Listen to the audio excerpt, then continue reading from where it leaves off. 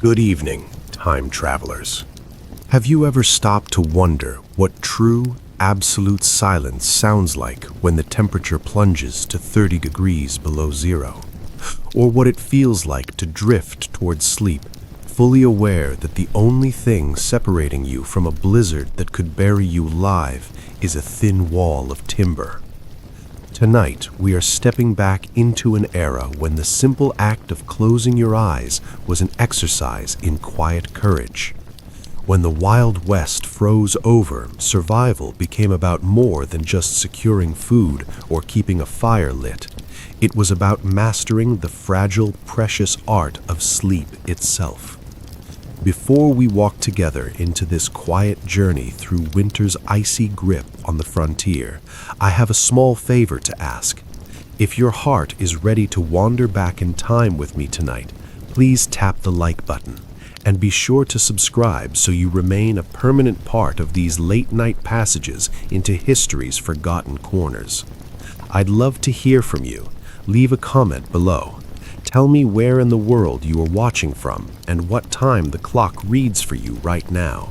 Some of you may be awake in the deep stillness of the night, while others are just greeting the morning sun or perhaps finding a moment of peace somewhere in between.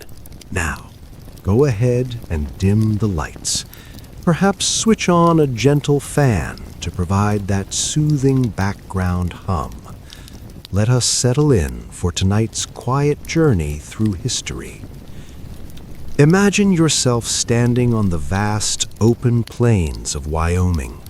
It is January 1872. The sky above you is colorless, a pale, bruised sheet stretched tight between the frozen earth and the heavens. Snow has been falling for 3 days without pause. It began softly, but now it is being driven sideways by a relentless wind that seems to originate from somewhere beyond the edge of the world. You are miles from the nearest settlement. Your cabin, if you can even call it that, is a humble collection of rough-hewn logs, chinked with whatever mud, moss, and clay you could scavenge before the ground froze into iron. Tonight, like every winter night out here, your goal is singular, simply to sleep, to rest your aching muscles, and to wake again when the gray morning light filters through the gaps in your walls. But sleep in this place and in this time is never a simple matter. The rhythm of your life on the frontier follows the sun with a ruthless consistency. You must rise before dawn because you have no other choice. The fire in the hearth has died down to mere embers during the long night, and if you do not stoke it immediately, the cold will creep into your marrow so deeply that even the act of moving becomes painful. Your breath hangs in the air inside your cabin, a visible cloud of white vapor. The single room you call home has frosted over, not on the outside, but on the inside of the walls. Delicate fern-like patterns of ice climb the rough wood, looking like winter's own interior decoration. Your boots sit exactly where you left them near the hearth, stiff and unyielding. Despite your best efforts to keep them dry, the leather has gone rigid overnight, frozen solid by the ambient temperature of the room. You know from hard experience that you cannot simply slip them on. You must warm them by the fire first. Forcing your feet into frozen leather invites frostbite before you've even stepped outside. So you wait.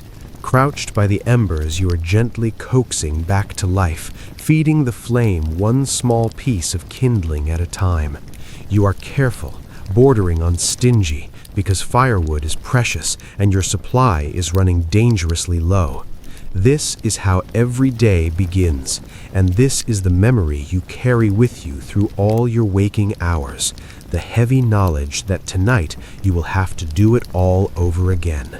You realize that before you can rest, you must prepare. Sleep itself has become work. Let us walk through exactly what it means to seek rest in the frozen heart of a Wild West winter. Picture your cabin sitting on a small, lonely claim in the Montana Territory, though this scene would be identical in the Dakotas, Wyoming, or the high country of Colorado. The walls are built of pine logs, yes, but they were likely cut in haste during the brief, frantic building season of autumn. As the wood dries, it shrinks and settles unevenly. Gaps have opened between the timbers, some narrow, some wide enough to fit your finger through. And though you packed them tight with mud, dried moss, old rags, and even pages torn from the few precious books you owned, the wind still finds a way in.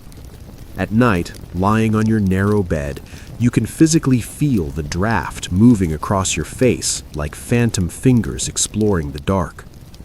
The roof above you consists of heavy layers of sod, earth and grass roots laid over rough planking. When it rains or snows, that sod acts like a sponge, growing incredibly heavy. Sometimes you wake to the rhythmic sound of water dripping in the corners of the room. Other times, small chunks of frozen earth detach and fall onto your quilt with a soft thud.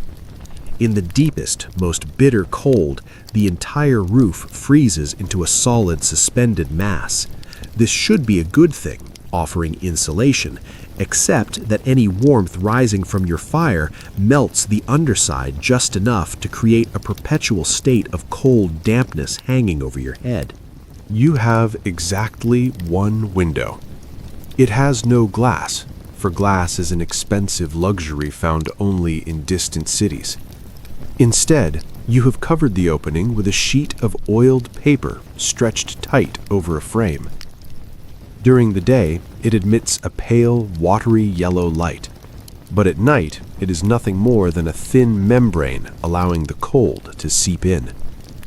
To combat this, you've hung a heavy scrap of canvas over it, adding one more desperate layer between you and the killing temperatures outside.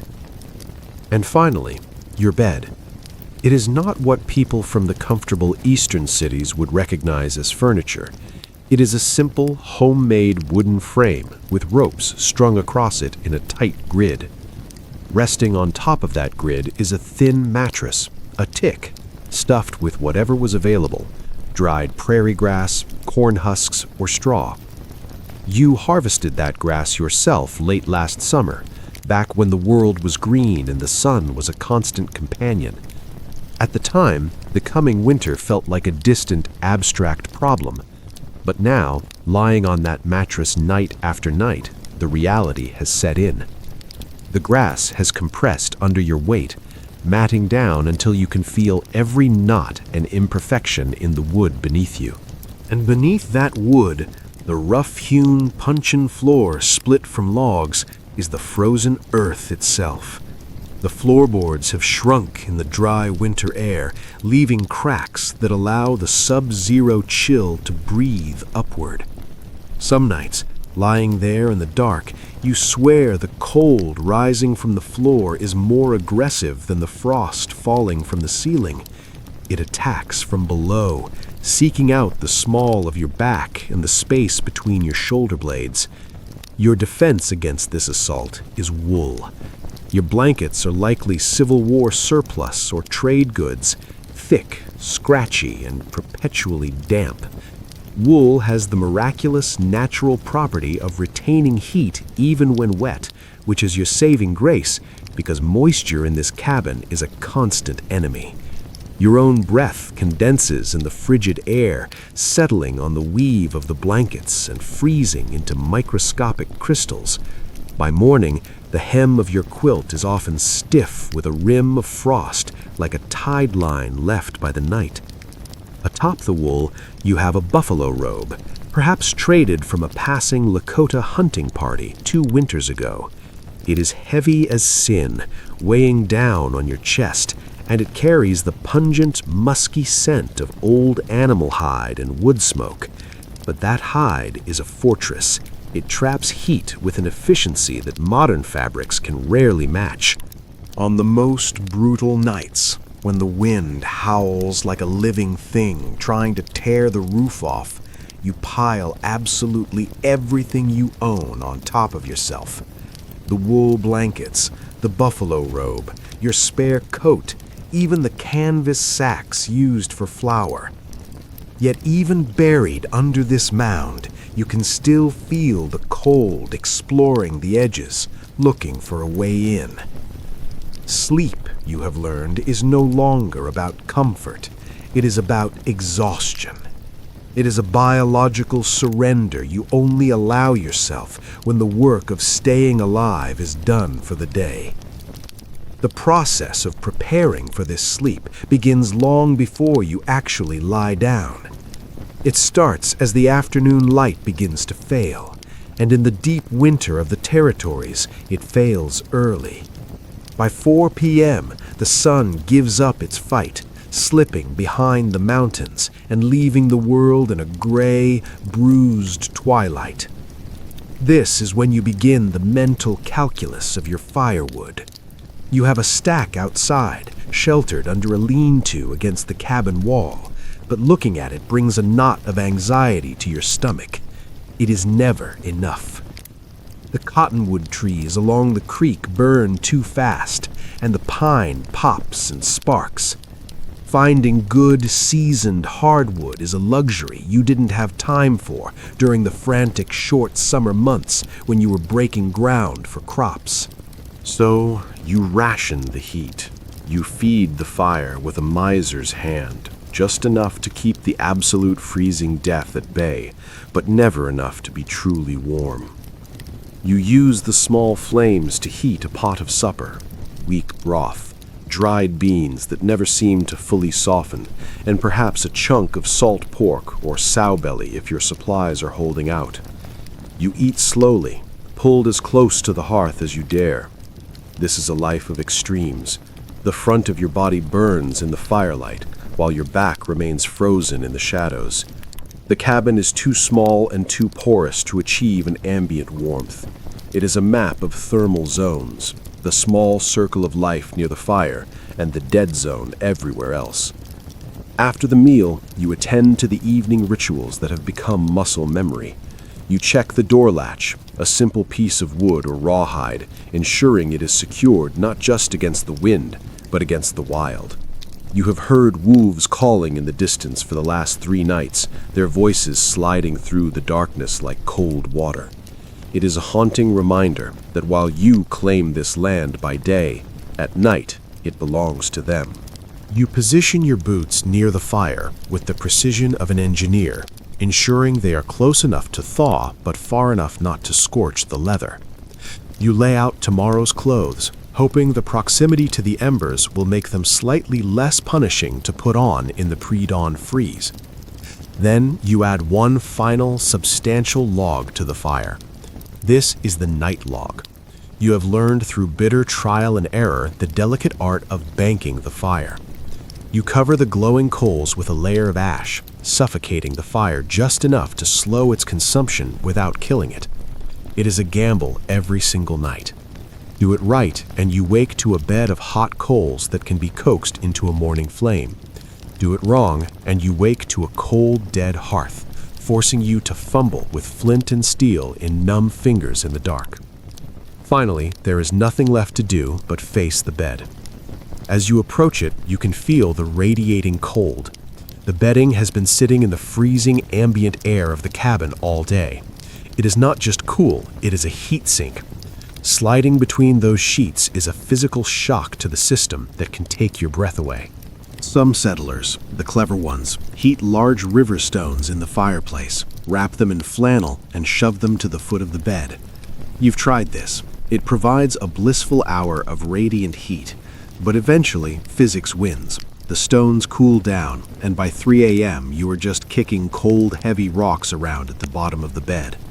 Still, you often do it anyway, because that first hour of warmth is the only luxury you have left.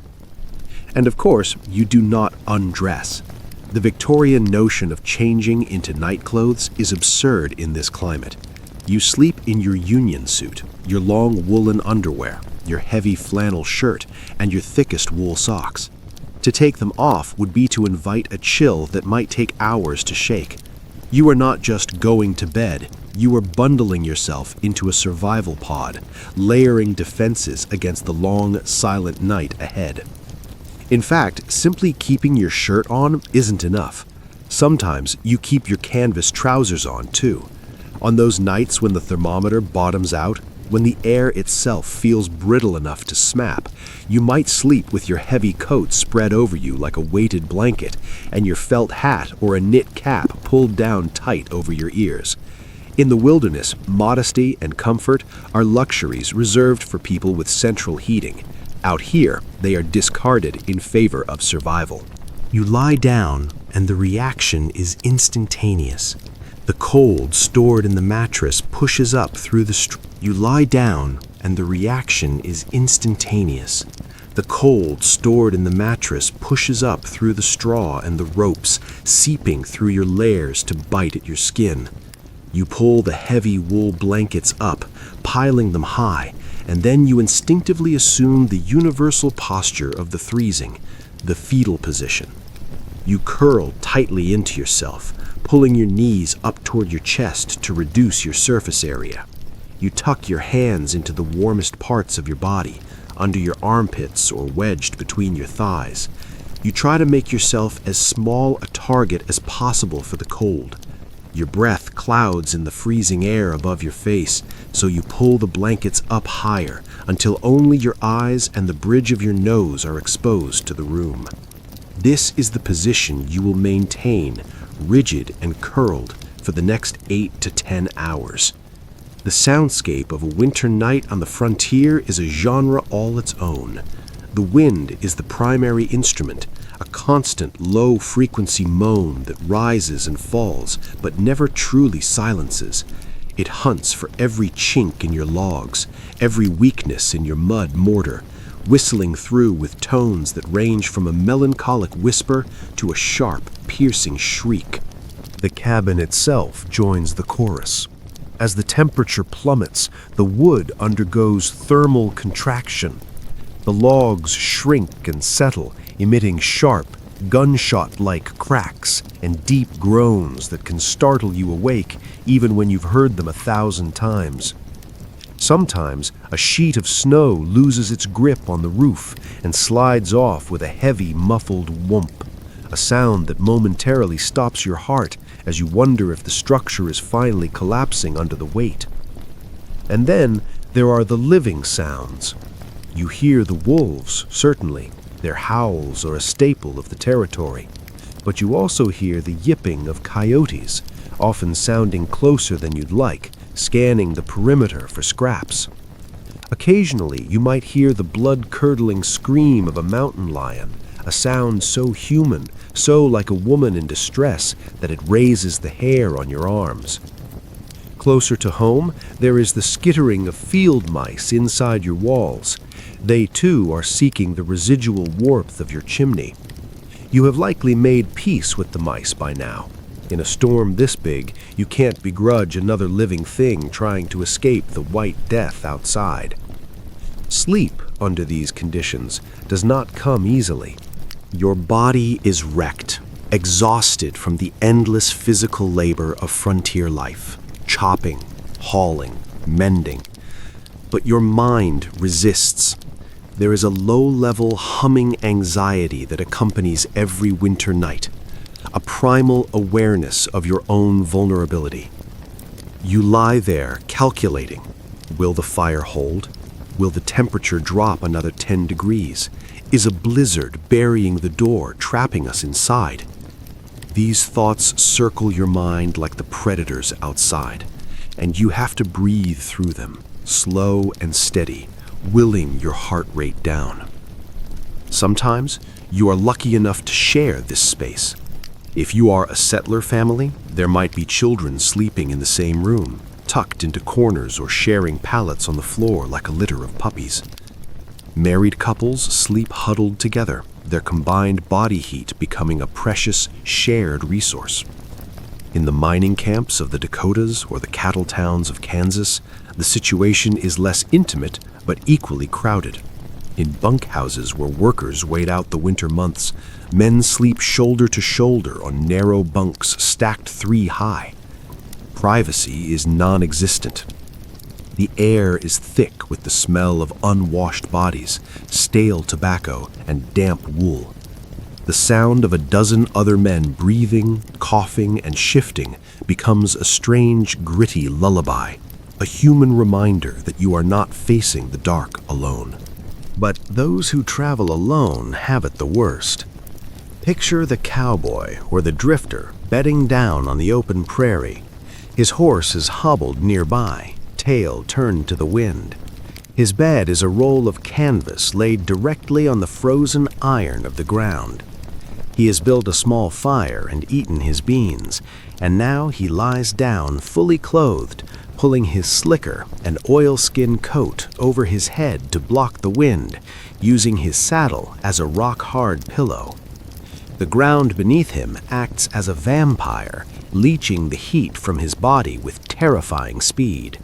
He will sleep fitfully, waking every hour to feed the fire, to listen for the snap of a twig that signals danger, or simply to confirm that his extremities still have feeling. The frontier sleeper learns certain dark truths that people in warmer, safer times never have to confront. Sleep is not rest, it is a temporary surrender. Your body demands it, so you comply, but you never fully let go. A part of your brain remains the sentry, listening for the change in wind or the crack of a branch. And the dangers are real. Frostbite is a silent thief. It can claim a toe, a finger, or the tip of your nose while you dream, leaving you to wake up to black, dead flesh. Carbon monoxide from a blocked chimney or a poorly ventilated coal stove can kill an entire cabin of people without them ever waking up. The silent killer of the Old West. And then there is hypothermia. It is a seductive enemy because it makes you sleepy even as it kills you. The line between sleep and death becomes terrifyingly thin when the mercury drops. You have heard the stories. Travelers found in the spring thaw, curled in their blankets, looking peaceful, frozen solid. So you monitor yourself, even in the haze of half-consciousness. Are my feet numb? Can I still feel my fingers? Is the cold making me feel confused? There is a phenomenon known as paradoxical undressing. In the final stages of hypothermia, the body's heat regulation fails, and the victim suddenly feels intensely, unbearably hot. They strip off their clothes just before they freeze to death. If you ever wake up with the urge to throw off your blankets in a freezing cabin, that is the danger signal. It means you must move, you must wake up, you must fight. The nights are incredibly long. The sun sets by 4:30 p.m. and doesn't rise until 8 a.m., leaving you with 15 or 16 hours of darkness. You cannot stay awake for all of it. Candles made of tallow and precious lamp oil are too expensive to burn just for the sake of light, and there is nothing to do in the dark anyway. So humans adapted. You sleep in shifts. And so you adopt a rhythm of broken consciousness. You doze for an hour, jerk awake with a start, check the embers, feed the fire, and drift off again. It is fragmented, jagged, and deeply unsatisfying, yet it is enough. It is the fuel that gets you through the night. Some nights, however, are worse than others. When a true blizzard, a norther, sweeps down from Canada, the wind doesn't just whistle, it screams. The cabin shakes on its foundation, and the snow drifts against your door, piling so high that by morning you couldn't push it open if you tried. On those nights, you do not sleep so much as you endure. You keep the fire roaring as best you can, burning your precious wood faster than you'd like. You stay buried under your mountain of blankets, and you simply wait. There is nothing else to do. The world outside has become hostile in a way that is almost abstract. It isn't malicious. Nature isn't angry at you. It is simply indifferent. The wind does not care if you freeze. The snow does not care if you starve. And that vast cosmic indifference is somehow more terrifying than hatred. But here is the strange miracle of the human body. You do sleep. Despite the roaring wind, despite the biting cold, despite the fear sitting in your chest, your physiology eventually surrenders. Exhaustion is a powerful anesthetic. After trudging through waist-deep snow to check traps, after swinging an axe at frozen timber, after fighting 1,000 small battles just to keep water liquid and tools functioning, your body demands a shutdown. And when you finally drift off in those gray, iron-cold hours before dawn, there is a fleeting moment of grace. It is the moment when the discomfort fades into the background. Your body heat, trapped beneath layers of wool, buffalo hide, and canvas, reaches a thermal equilibrium with the cold. The howling of the storm becomes white noise, almost soothing in its violent consistency. You sink into something that approximates real rest. Your dreams, when they come, are almost always of heat. You dream of July afternoons where the air is thick with buzzing insects. You dream of green valleys in Oregon or Pennsylvania, places you left behind, where houses had plastered walls, glass windows, and cast iron stoves that heated every corner. Sometimes you dream of food, feasts of fresh meat and soft bread you haven't tasted in months. Sometimes you dream of people, faces of the dead, or voices of family members you have nearly forgotten. And then, always too soon, the gray thief of morning steals it away. You wake. The fire is dead, reduced to cold gray ash. The cabin is significantly colder than when you fell asleep. Your water bucket has frozen over with a thick lid of ice. Your body aches with a deep arthritic stiffness from lying in one position on a hard surface to conserve warmth. But you are alive. You have cheated the winter out of one more night. You push back the stiff, heavy blankets, your breath instantly fogging in the frigid air. You reach for your boots, still cold despite your best efforts, and you begin the struggle again. This is the rhythm of winter sleep on the frontier. It is not restful, it is not comfortable, but it is sufficient. It is enough to keep the engine of the body running for one more day. The sodbusters in Nebraska, the copper miners in Montana, the cowboys on the Goodnight Loving Trail, they all learned this dark art. They learned it because they had no choice. Sleep was a biological imperative, and survival was the only religion that mattered out here. So they slept poorly, uncomfortably, and anxiously. But they slept, night after night, winter after winter, until the spring thaw finally mercifully arrived, and the world remembered how to be warm again. As the fire in our imagined cabin burns down to embers, let us shift our attention. We move from the common struggle of the anonymous settler to one particular man, a figure who became a legend not despite the cold, but because of how he endured it. His name was Hugh Glass, and his story is woven through with winter nights so brutal they seem impossible to the modern mind. Yet the core of his tale is grounded in the hard bedrock of historical record. I want you to picture a man sleeping alone under a canopy of stars so cold they seem to crackle and snap in the darkness. Picture him wrapped not in wool, but in the raw, bloody skin of the very beast that tried to kill him. Picture him crawling, literally dragging his broken body across hundreds of miles of frozen wilderness, fueled by a determination that transcends simple survival. This is not a story of heroism in the traditional Shining sense. It is quieter, darker, and grittier than that. It is a story about rest stolen in the most impossible of circumstances, and the human body's stubborn refusal to die.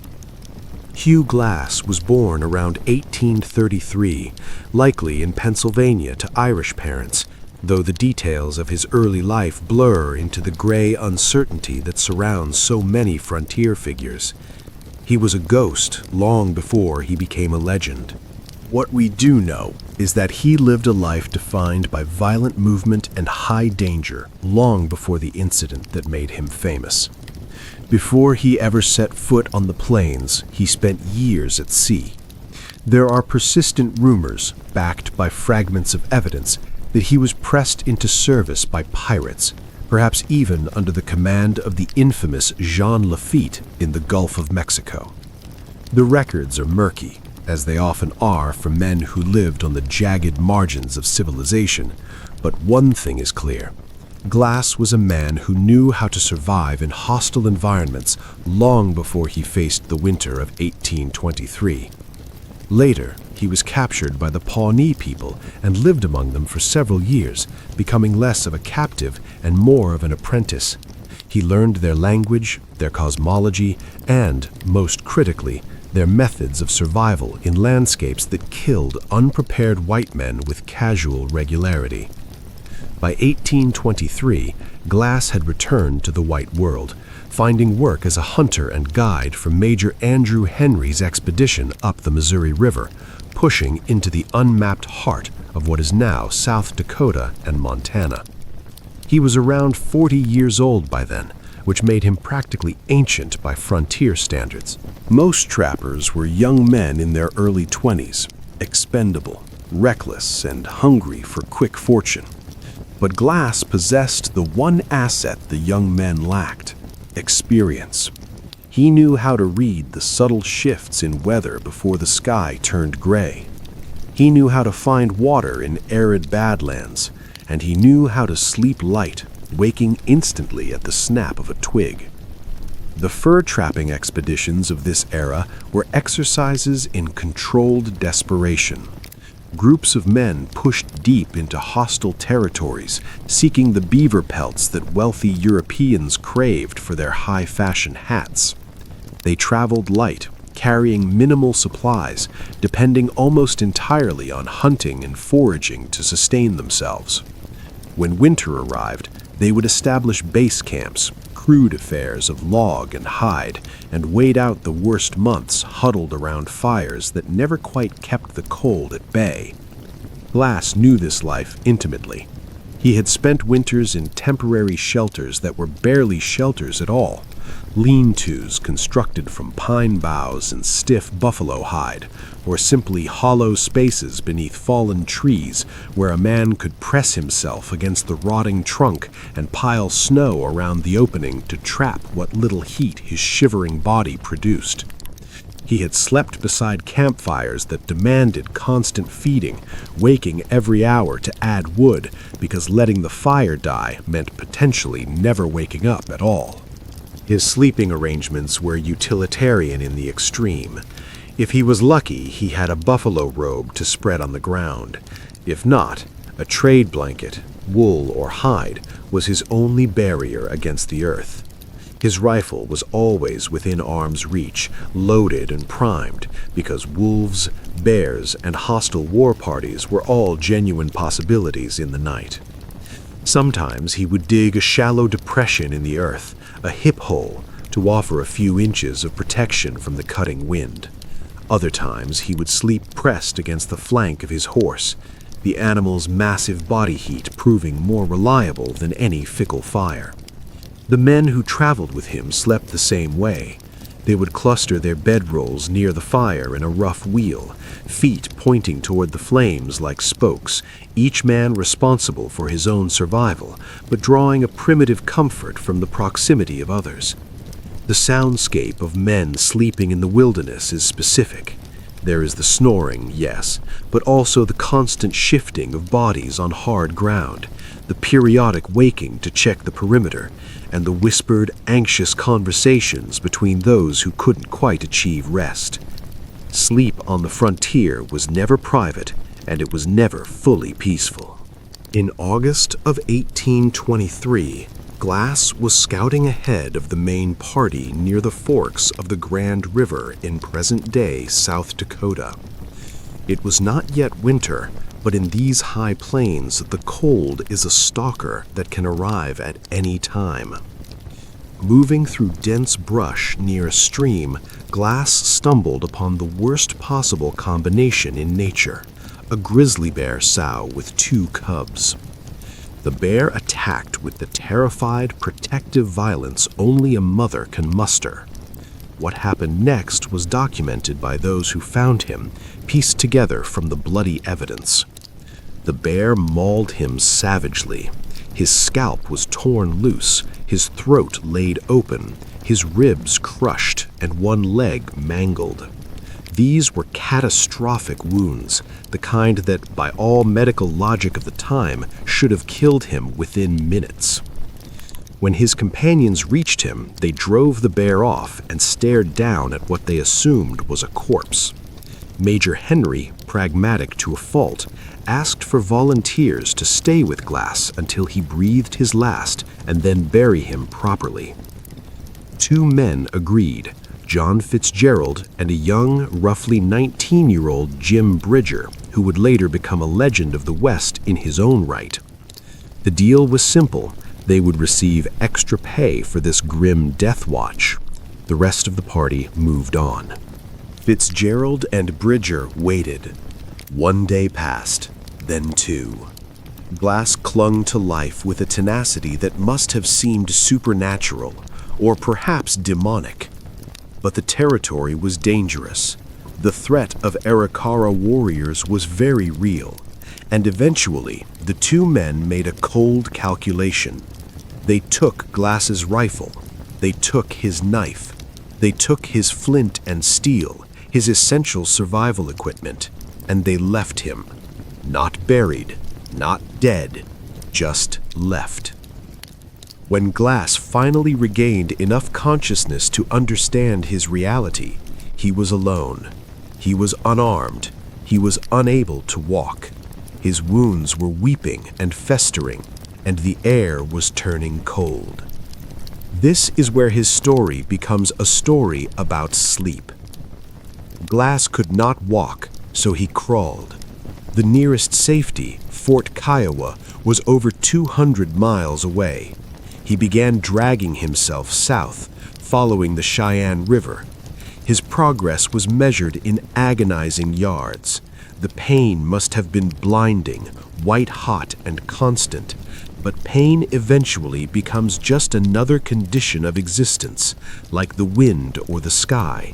But every night he had to sleep. Think about this carefully. Imagine your body is broken, flesh torn open, ribs grinding against each other with every shallow breath. Now imagine finding a place to rest for the night, knowing you have no weapon to defend yourself, no fire to warm you, and no shelter to hide you. Knowing that wolves follow the scent of blood, and your blood is everywhere, soaked into your tattered clothes, crusted on your wounds, marking a red trail across the prairie. Glass would drag himself into whatever cover he could find. Sometimes it was a thicket of berry bushes. Sometimes it was a shallow depression in the land where he'd be slightly less visible to predators. Sometimes it was nothing at all, just the spot where exhaustion finally overtook him and he simply ceased moving. He had no blanket. His clothes were whatever shreds he had been wearing when abandoned, now stiff with dried blood and filth. So he did what the truly desperate do. He cannibalized his enemy. Before leaving, his companions had killed the grizzly bear that attacked him. Glass dragged himself to the carcass and, using whatever sharp stone or tool he could fashion, cut away portions of its hide. The thick, bloody fur of the beast that nearly killed him became his blanket, his shelter, his only barrier against the elements. At night, wrapped in the skin of his attacker, Glass would lie in the darkness and drift into a state that was part sleep, part coma. His body desperately needed rest to knit bone and skin back together, but true rest was impossible. The cold was one problem. The pain was another, but worse than both was the vulnerability. He couldn't run. He couldn't fight. He could only lie there and hope nothing found him in the dark. The psychological weight of this is suffocating.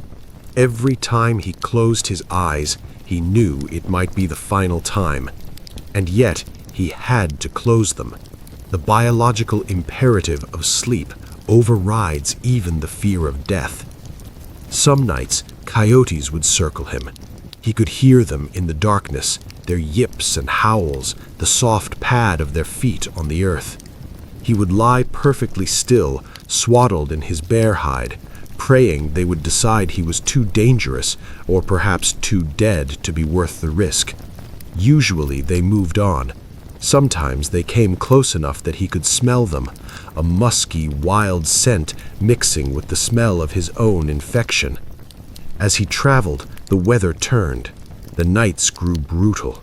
Frost would form a white crust on his makeshift bear blanket by morning, and he would wake shivering so violently his teeth rattled in his jaw. But he would wake. That is the miracle. Against all probability, he kept waking up. He survived on whatever he could find or catch with his hands. Wild berries, roots dug from the semi-frozen earth. At one point, he witnessed a pack of wolves take down a buffalo calf. He waited until the wolves had eaten their fill and left, then dragged himself to the carcass to scavenge the leftovers. This provided not just food, but material. He cut more hide from the buffalo, layering it with the bearskin to improve his sleeping insulation. As weeks passed, his wounds slowly, impossibly began to granulate and close.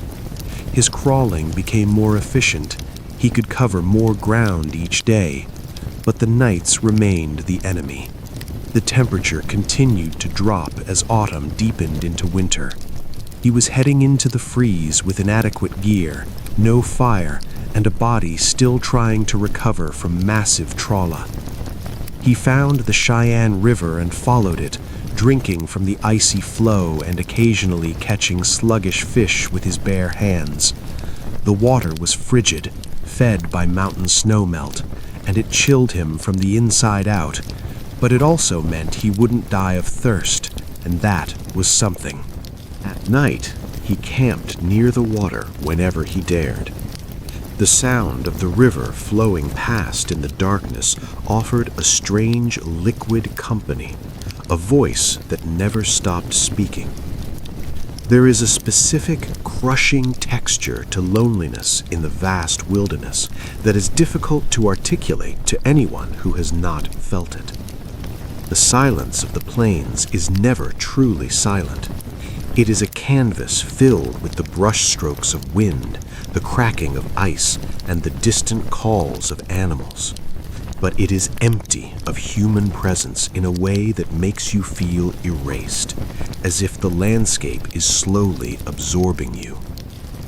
Glass would lie under his stiff, heavy hides and stare up at the Milky Way, a spine of light so bright and dense it looked like smoke drifting across the void.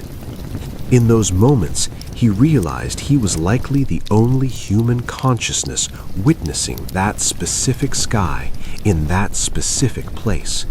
Some historians believe he began to talk to himself during this time, holding audible conversations with ghosts or memories just to keep the architecture of his mind from collapsing.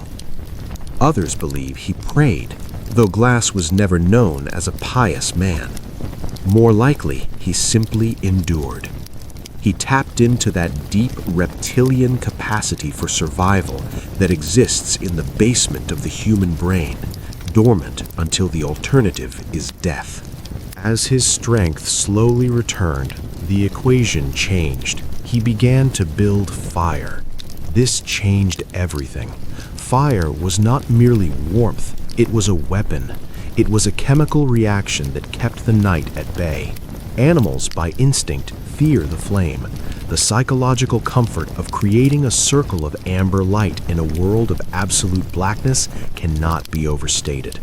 He would gather whatever dry driftwood or scrub brush he could find, striking sparks with flint and steel, likely scavenged or traded for along the way, and nurse small smoky blazes through the long hours.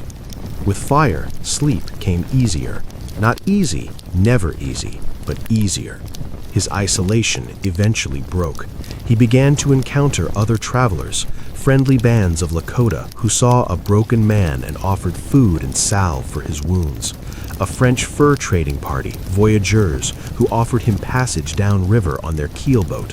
His journey shifted from a desperate animalistic crawl to a determined human trek. But the nights remained cold, and sleep remained a task to be achieved, a fortress to be built every evening. By the time Glass reached the safety of Fort Kiowa, it was early October. He had been traveling, broken and alone, for 6 weeks. The inhabitants of the fort were paralyzed with shock to see him. They had heard the reports from the men who abandoned him. Hugh Glass was supposed to be a corpse rotting on the Grand River, and yet here he was, a walking skeleton covered in scars, leaning against the gate. That night, for the first time in months, he slept in a bed. He slept in a room with chinked walls and a sturdy roof. He slept under woven blankets that smelled of tobacco and sawdust rather than blood. And according to the journals of the time, he slept for nearly 24 hours straight.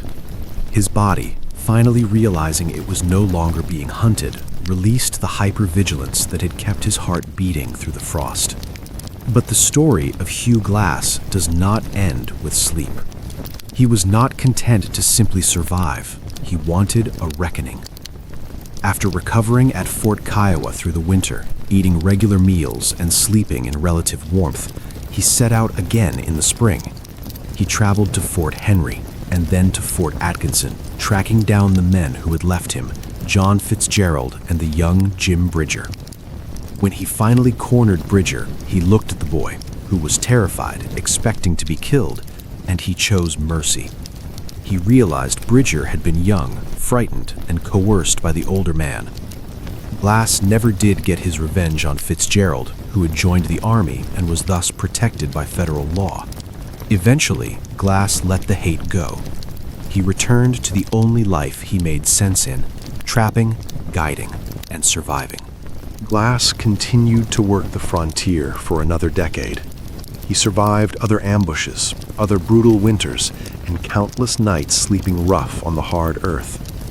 In 1833, he was finally killed in a skirmish with Arikara warriors near the Yellowstone River. He was around 50 years old, having outlasted most men of his profession by 20 years. But it is the winter of 1823 that defines him.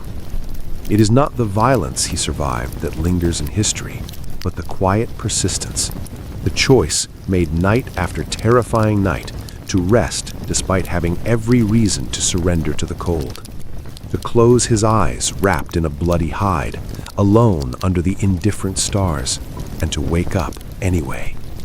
Sleep, for Hugh Glass, was not a luxury, it was an act of defiance.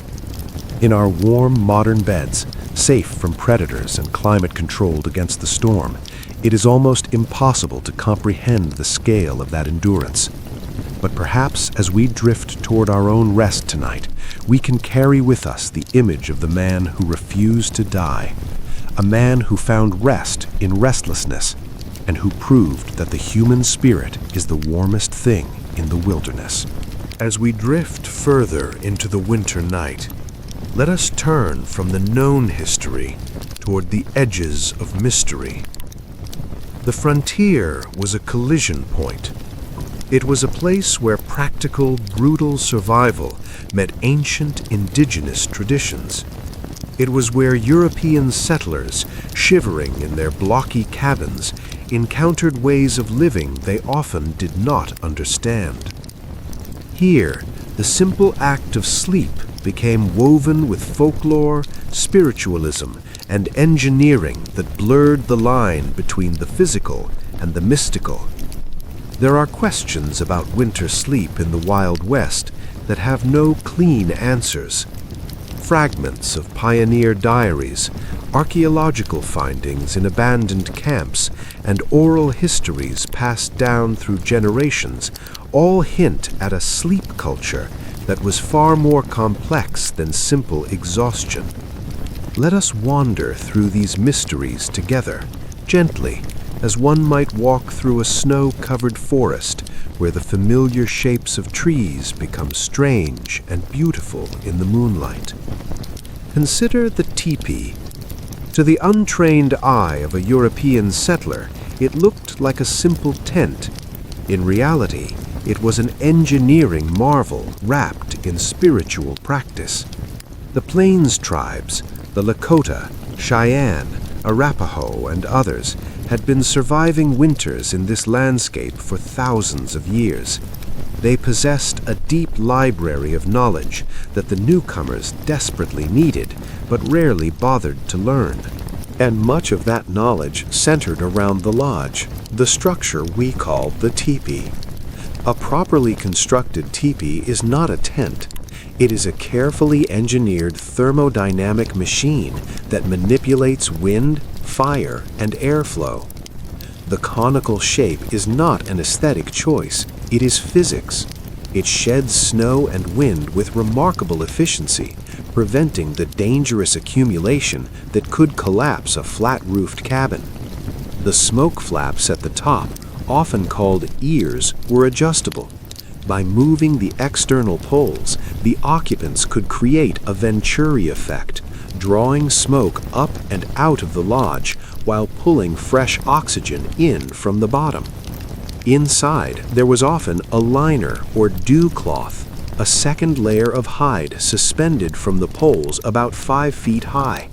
This created an insulating air pocket, much like a modern double-paned window. It trapped the cold drafts entering from the bottom and channeled them along the ground to the fire, keeping the sleeping occupants draft-free. The construction itself was a feat of material science.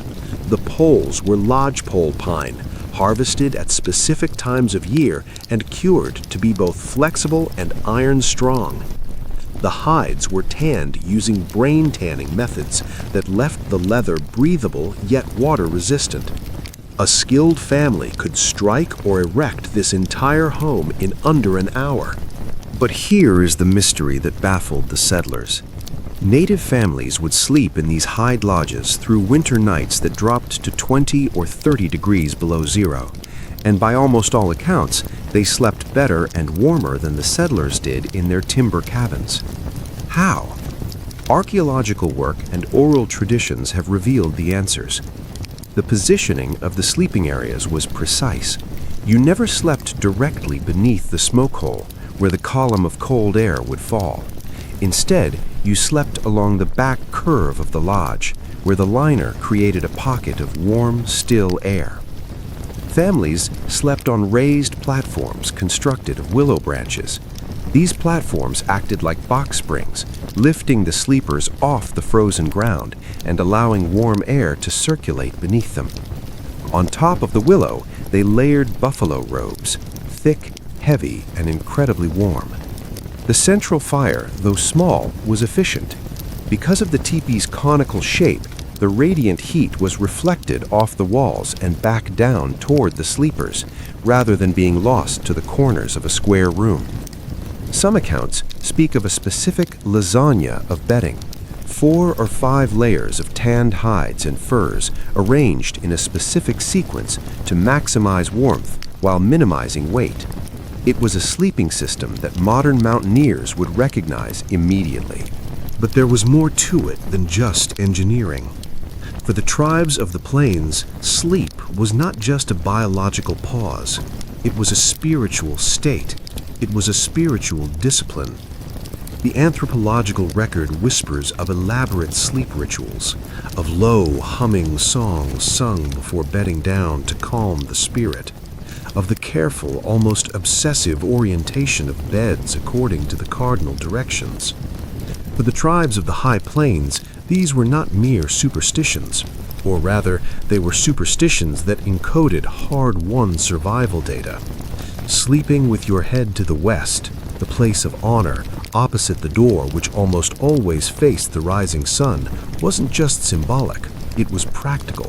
It kept your head away from the drafty entrance and shielded you from the prevailing winds that swept down from the Rockies. The evening routine itself was a choreographed dance of thermodynamics. As darkness fell and the temperature plummeted, the central fire would be built up. River stones, dense and heavy, were placed in the coals until they radiated heat.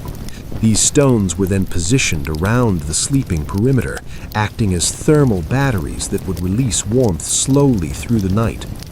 The sleeping arrangement followed a strict hierarchy of heat. Children were bundled first, placed in the warmest pockets near the rear of the lodge. Adults would arrange themselves around the perimeter, their bodies creating a living wall of insulation, a human windbreak protecting the young and the elderly. And then there are the dreams. Many plains cultures placed enormous weight on the visions that came during the long sleep of winter. The extended nights were viewed as a liminal time, a season when the membrane between the physical world and the spirit world grew thin and permeable. People would prepare themselves for big dreams with intentionality. They would fast, they would pray, they would sleep with sacred objects, medicine bundles, specific stones, or eagle feathers placed beneath their heads or tucked into their bedding. Young men, seeking guidance, would sometimes separate themselves from the main camp, sleeping alone in small, freezing structures or even out on the open prairie, actively seeking vision dreams that would map out their future. This practice was most common in winter, when the harshness of the environment was believed to strip away the superficial distractions of daily life, leaving the mind raw and open to deeper truths. The question that haunts modern researchers is this: were these dreams purely spiritual experiences, or were they also engineered by the biochemistry of winter sleep? Consider the environment. The smoke from the fire hung in the air all night, creating a mild, constant inhalation of particulate matter. The winter teepees were sealed tight against the wind, leading to reduced oxygen levels and higher concentrations of carbon dioxide. Many of these camps were at high altitude, introducing mild hypoxia. Add to this the nutritional changes of winter, the reliance on dried meat and the depletion of fresh vitamins, and you have a perfect cocktail for altered states of consciousness. All of these factors are known triggers for vivid, lucid dreaming and mild hallucinations. There are accounts in Jesuit missionary journals and fur trader diaries of native peoples describing winter dreams of extraordinary high-definition vividness. They spoke of traveling great distances while their bodies lay still, of conversing with animals, of receiving prophecies that later came true. The Europeans, trapped in their own worldview, often dismissed these accounts as primitive superstition or fever dreams. But modern sleep researchers reading these same texts recognize something else. They see descriptions that perfectly match the clinical definitions of lucid dreaming, sleep paralysis, and hypnagogic hallucinations. What if the winter sleep culture of the Plains tribes had, over generations, learned to navigate and utilize the altered states that the harsh winter naturally produced? What if their dream practices were a sophisticated psychological adaptation to environmental factors that the European settlers simply endured as misery? Crucially, these dreams were not private movies playing in a lonely mind. They were communal intelligence. A powerful dream would be shared with the tribe over the morning fire, interpreted by elders and sometimes acted upon. Dreams guided hunting strategies, warned of approaching enemies, or determined the timing of breaking camp. In this way, sleep became more than just rest. It was a form of tribal data processing, a way of accessing a collective knowledge that waking consciousness could not reach. We will never know for certain. That knowledge was oral, passed breath to breath through generations, and much of it was silenced by the violence and disruption of colonization. But the mystery lingers in the archaeological record, in the fragments of stories that survived, and in the peculiar, undeniable fact that indigenous peoples seemed to sleep soundly in winter conditions that left settlers exhausted, shivering, and half-mad from deprivation. Now let us turn to the settlers themselves. Let us look at the strange, desperate adaptations that emerged as they tried to survive winters they were utterly unprepared for. In the ruins of sod houses across Nebraska, Kansas, and the Dakotas, archaeologists have uncovered a recurring, puzzling artifact: smooth river stones, often found in clusters of 4 or 6, positioned exactly where the beds would have been. These stones show telltale signs of repeated heating, discoloration, scorching, and sometimes stress fractures from rapid cooling. We know from diaries that heating stones in the fireplace and placing them in the bed was a common practice, but the mystery lies in the specifics. Some of these stones have been found wrapped in fragments of cloth that have miraculously survived the rot of time. And not just any cloth, silk and fine cotton, materials that were incredibly precious, rare and expensive on the ragged edge of the frontier. Why wrap a hot rock in your best fabric? Some researchers argue it was purely physics. The tighter the weave of the silk, the better the insulation, preventing the stone from burning the skin while releasing heat more slowly. Others suggest a deeper, more heartbreaking reason: magical thinking. There's something deeply touching about these wrapped stones. I want you to imagine a woman, her hands chapped and rough from months of frontier labor, carefully wrapping a heated piece of granite in a silk scarf she brought from Boston, or Philadelphia, or London. That scarf might be the last beautiful thing she owns, the last tactile link to a gentler, softer life. And yet she uses it for this gritty, practical purpose. She transforms a luxury item into a tool for survival. But perhaps it is more than practical. Perhaps feeling that silk against her feet in the pitch black of a sod house helped her remember who she used to be. Perhaps it was a way of insisting, in the face of the brutal, dehumanizing cold, that civilization still existed somewhere. Even stranger are the markings. Some of these sleeping stones have been found with symbols scratched into their surfaces, crude crosses, circles, or what appear to be initials. Were these marks of ownership in communal sleeping spaces? In the total darkness of a winter night, where you couldn't see your hand in front of your face, a scratched symbol would allow you to identify your stone by touch alone. Or were they prayers? Were they religious invocations carved literally into the warmth that kept them alive? We don't know. The people who made these marks left no written explanation, and their descendants have forgotten the code. But there were times when even heated stones weren't enough. There were accounts, scattered through journals and letters sent back east, of settlers resorting to a practice that feels primal, almost prehistoric: burying themselves in straw. This wasn't just using straw mattresses. This was burrowing into massive piles of loose hay like hibernating animals. This practice appears most commonly in areas where settlers arrived too late in the season to build proper cabins, or where early blizzards destroyed their flimsy claim shacks.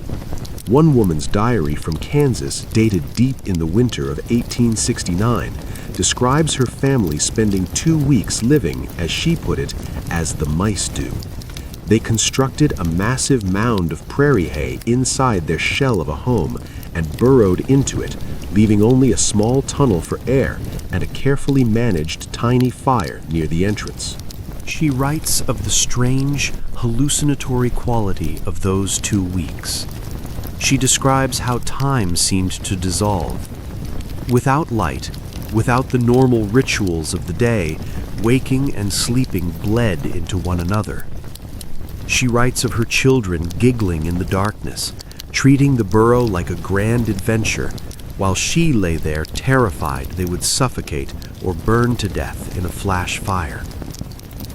Her entries during this period have a dreamlike, dissociated quality. She describes conversations she isn't sure actually happened. She writes about hearing music that couldn't possibly be there. At one point, she is convinced that several days have passed, only to learn from her husband that it has been less than 12 hours.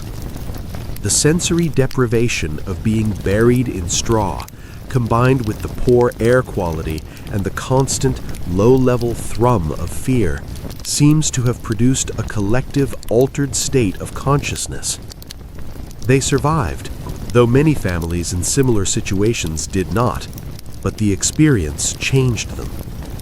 The mystery here is the line between adaptation and desperation. At what point does a survival strategy become something else? At what point does the European settler shed their identity and become something new, something born of the frontier itself? And then there is the phrase. It appears in multiple frontier diaries, letters, and coroner's reports, always in reference to the deepest part of winter. A phrase used without explanation, as if the writer assumes we will understand the horror behind it. Death sleep nights. We don't understand, not fully, but from context we can piece it together. These seem to have been nights of such extreme, shattering cold that the act of sleeping itself became a gamble. Nights when the temperature dropped so low that the body's metabolism could not keep up, and drifting off carried the very real risk of never drifting back. Some entries suggest that on these specific nights, sleep was strictly rationed. Families would implement a shift system, taking turns staying awake to watch over the others. The watcher's duty was primal, to ensure chests were rising and falling, to check for the white, waxy patches of frostbite on noses and ears, and to keep the fire from dying. The preparations for a death sleep night were elaborate, resembling the preparation for a siege. Every crack in the chinking would be stuffed with whatever was at hand: rags, old wool, even precious newspapers pasted over the gaps with flour paste. The fire would be built as high as safety allowed, roaring up the chimney in a defiant column of heat. All the blankets, quilts, buffalo robes, and spare clothing in the household would be piled onto the bed, burying the family under 50 pounds of wool and hide. Sometimes multiple families would crowd into a single cabin, creating a pile of humanity where body heat could be shared. But the diaries speak of something stranger than just logistical preparation. They speak of a specific quality to the sleep on these nights, a depth, a heaviness, a sense that those who drifted off were traveling somewhere very far away. One Montana homesteader, writing in January of 1875, describes his wife during a death sleep night. He writes, "She sleeps so deep, I must shake her hard to wake her. Her breath is slow, dragging in her chest. When she finally wakes, she looks at me with no recognition. She speaks of walking in the summer clover fields she knew as a child in Ohio. She is confused, weeping, thinking she is 8 years old again. It takes her time to return to herself, to return to this cold room." To a modern ear, this sounds like the early stages of hypothermia. But it also sounds like something else. We know that extreme cold can slow the metabolism, pushing the human body toward a state of torpor, a hibernation light that humans aren't supposed to be capable of, yet seemingly accessed in moments of extremity. It was the body pushed to its absolute limits, finding strange, ancient adaptations to keep the pilot light of the soul burning.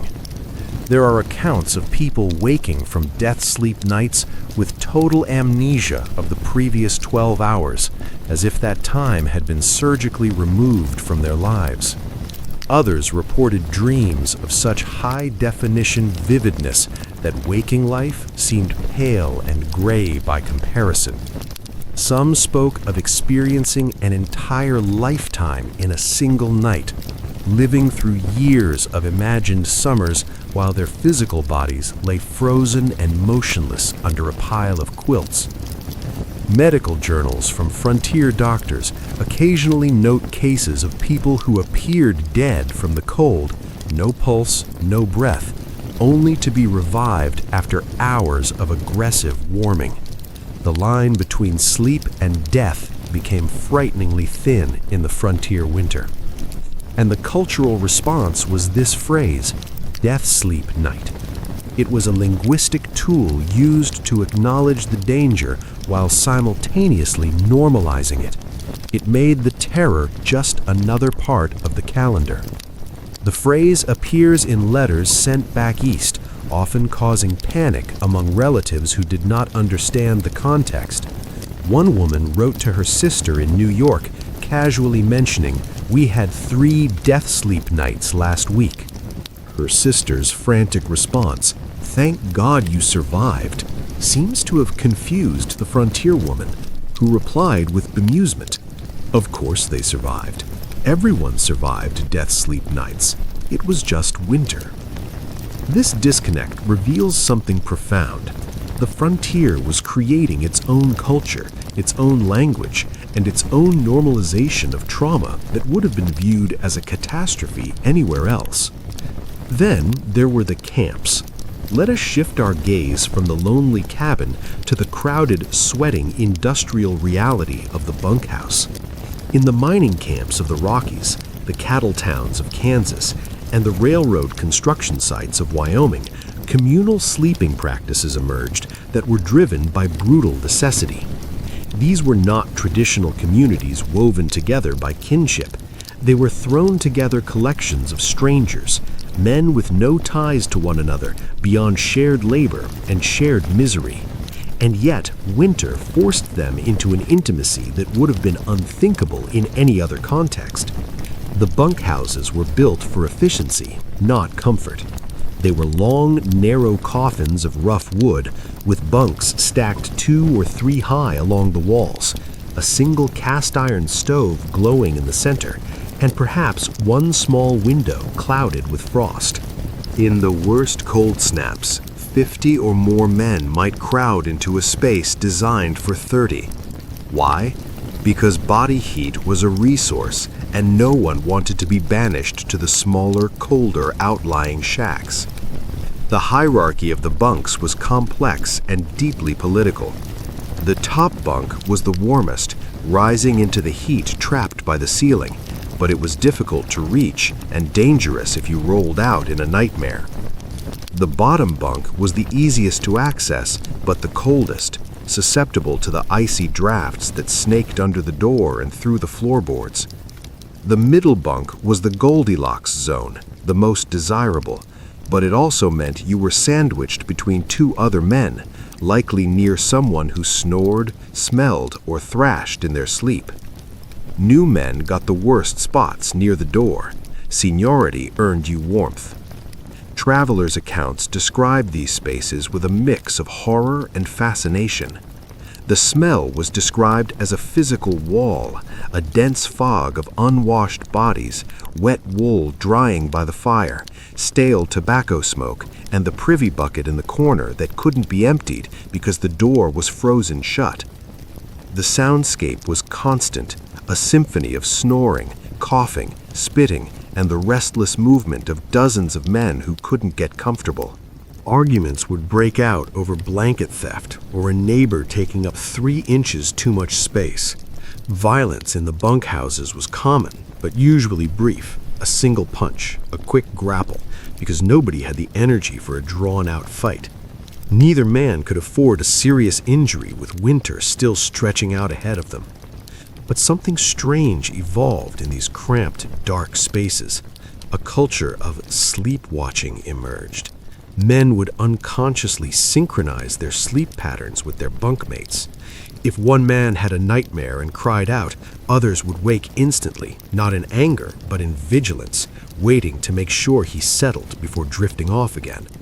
If someone stopped snoring, a silence that often indicated sleep apnea or something worse, nearby men would reach out in the dark and shake them back to fuller breathing. There are accounts of men sleeping in shifts by explicit agreement, some staying awake to tend the stove while others slept, then rotating. But far more interesting are the accounts of this happening without agreement, without discussion, the group unconsciously organizing itself for mutual survival. One railroad worker in Wyoming wrote about waking in the night and realizing that at any given moment, 5 or 6 men were awake and watching the room, scanning the stove, scanning the door. "It was as if we were one creature," he wrote, "one animal with many eyes, and some of those eyes were always open." Anthropologists call this communal vigilance.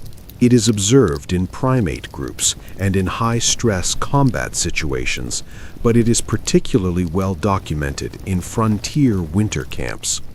The mystery is how much of this was conscious cooperation and how much was primal instinct, humans reverting to an ancient Paleolithic way of sleeping that we lost when we moved into individual bedrooms with locking doors. Our distant ancestors didn't sleep alone. They slept in piles around fires, with predators stalking the darkness beyond the light.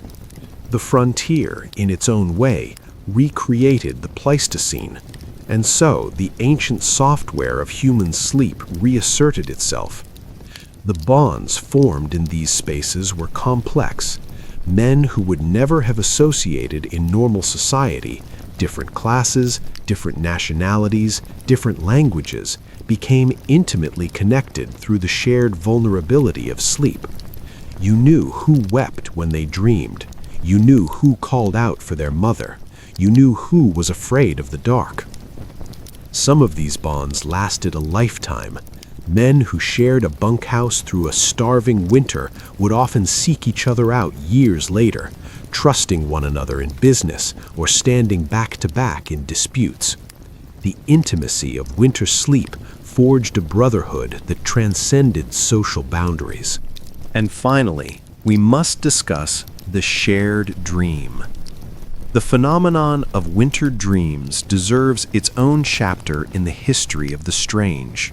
Multiple sources, diaries, letters, and even a few skeptical newspaper accounts speak of people experiencing extraordinarily vivid, sometimes identical dreams during the long confinement of a frontier winter.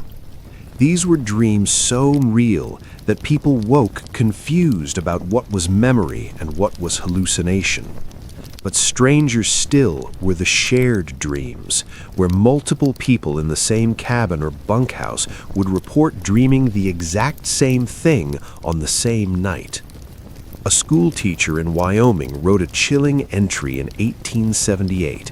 She was boarding with a family in a remote cabin, sleeping in a room with her 2 young students.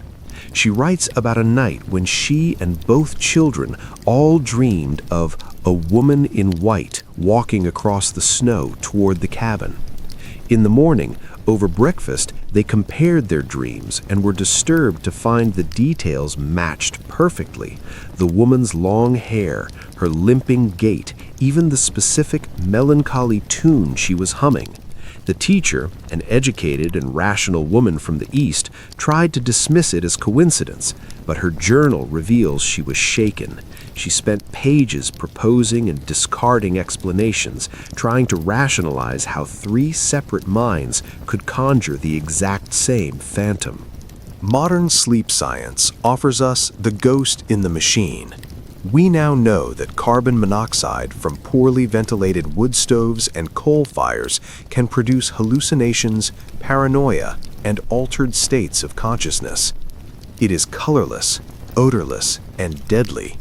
In low doses, it acts as a psychoactive agent. Add to this the malnutrition common in late winter, specifically the drop in serotonin levels caused by a lack of fresh food, which is known to affect dream vividness. And finally, consider the extreme social isolation. When a small group of people are cut off from the world, staring at the same 4 walls, listening to the same wind, and telling the same stories, their psychological states can begin to merge. They become hyper-focused on one another, leading to a state of high suggestibility. Subtle cues, a muttered word in sleep, a description of a fear mentioned days ago, can plant seeds in the subconscious of the group. The science of shared sleeping spaces suggests that we are more permeable to one another than we like to think. People in close proximity influence one another's biology. We know that sleep stages can synchronize through sound and movement. If one person enters REM sleep and begins to twitch or murmur, the sleepers nearby may be triggered into the same state. If an entire bunkhouse is entering REM at similar times, and if those men have spent every waking hour together in a sensory-deprived environment, it is not impossible that their dreams might begin to overlap in content. But there is also the possibility that these dreams served a deliberate, structural function. In the long, dark, isolated months of winter, dreams became the primary form of entertainment. They were a mechanism for maintaining sanity. People would discuss their nightly visions in intricate detail, building on each other's narratives, creating a shared imaginative life that made the harsh physical reality more bearable. Some frontier communities developed specific traditions around winter dream telling. Imagine the morning scene. The fire is stoked, the air smells of coffee and cornmeal, and the family or the bunkhouse crew gathers for breakfast.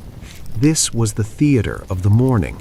People would share what they had dreamed, and the best dreams, the strangest, the most vivid, the most comforting, would be retold and elaborated upon. By the end of a long winter, these recurring dream narratives would take on the weight of mythology, binding the community together. Children especially looked forward to this time. In a world where books were rare, expensive luxuries, and where the same few Bible stories had been told 1,000 times, fresh dreams were a source of new narrative. Children would embellish their dreams, adding flourishes to make them more exciting, and the adults would play along, understanding that the truth of the dream mattered less than its ability to carry them through another gray day. This wasn't unique to the frontier.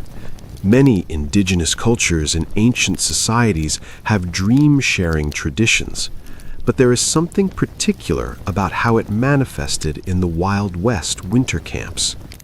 The dreams took on the qualities of the landscape itself, vast, empty, strange. Diaries describe people dreaming of walking through endless snow under impossible violet stars, of meeting wolves that stood on two legs and spoke in human tongues, of finding lush, green summers hidden in caves beneath the ice. There was a palpable quality of longing in these shared dreams.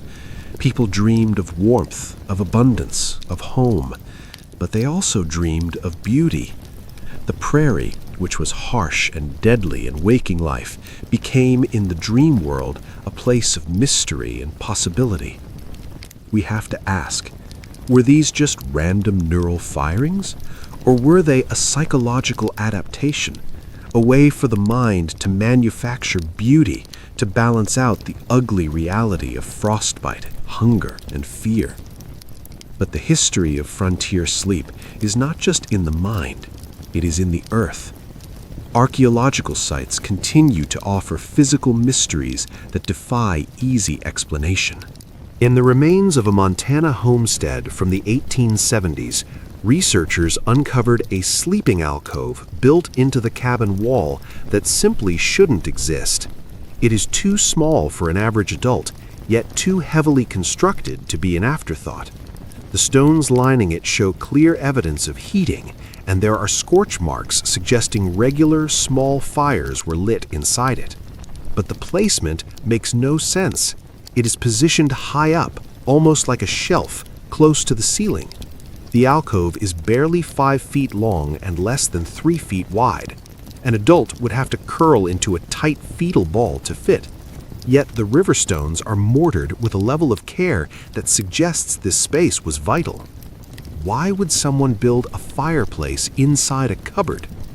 The current theory is that someone, likely a woman based on artifacts found nearby, slept there.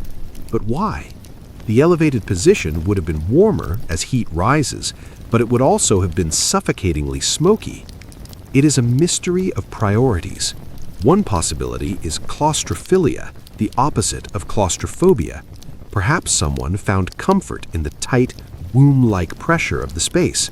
Another theory is that a family member was chronically ill or injured and needed to be kept separate but warm.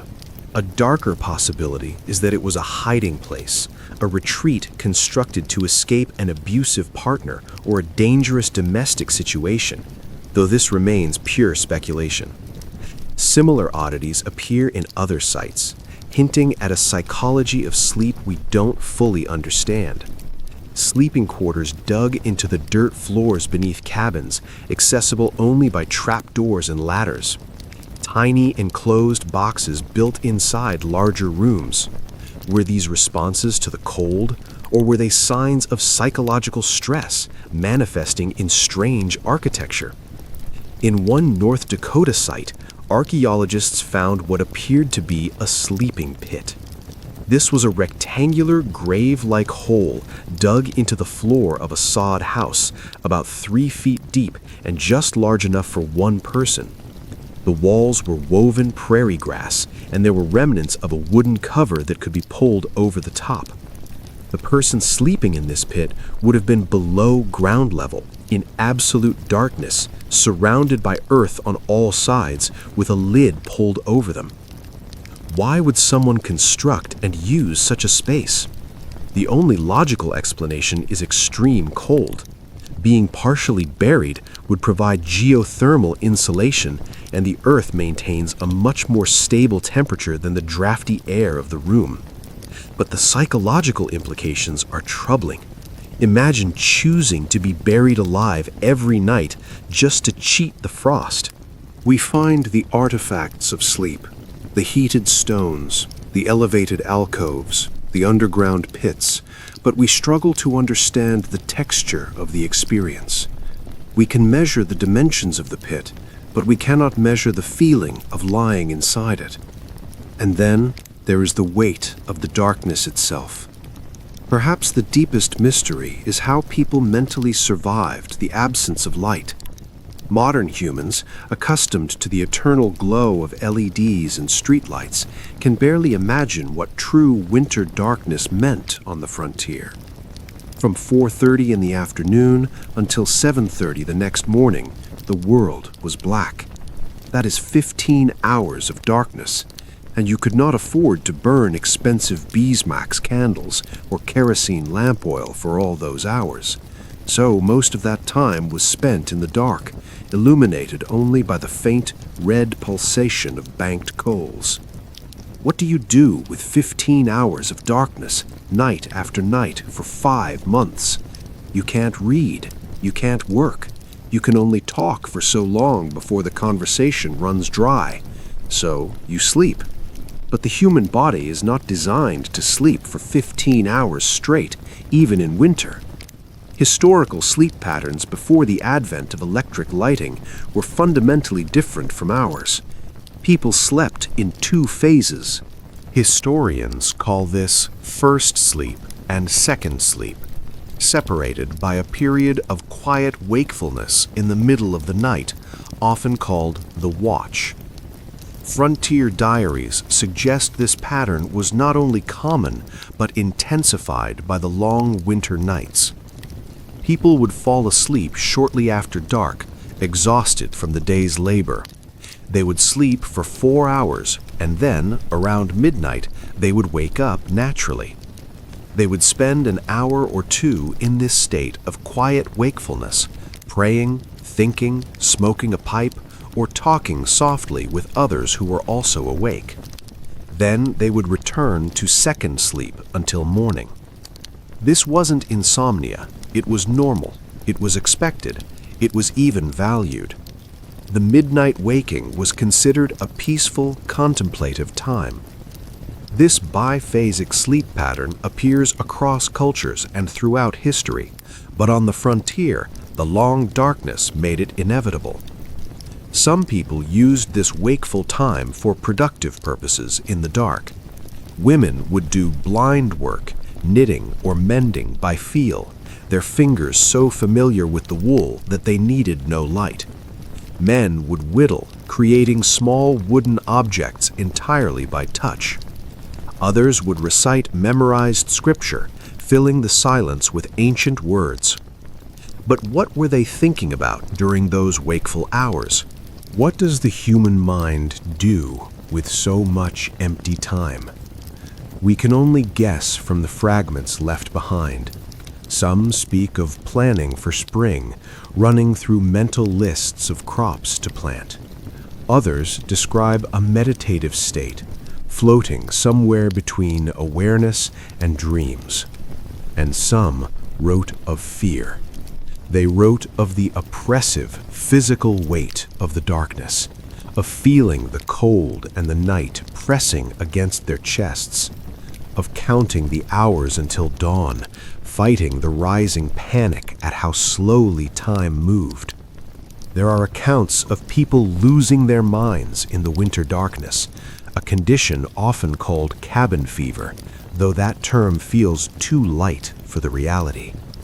A Kansas settler wrote of a neighbor who began screaming in the night, convinced that the darkness was a living fluid trying to suffocate him.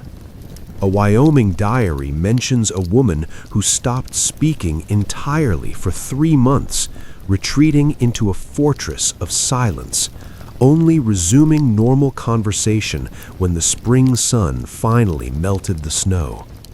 The isolation, the darkness, and the cold combined into an insidious force. It broke people in ways that simple physical hunger or exhaustion never could.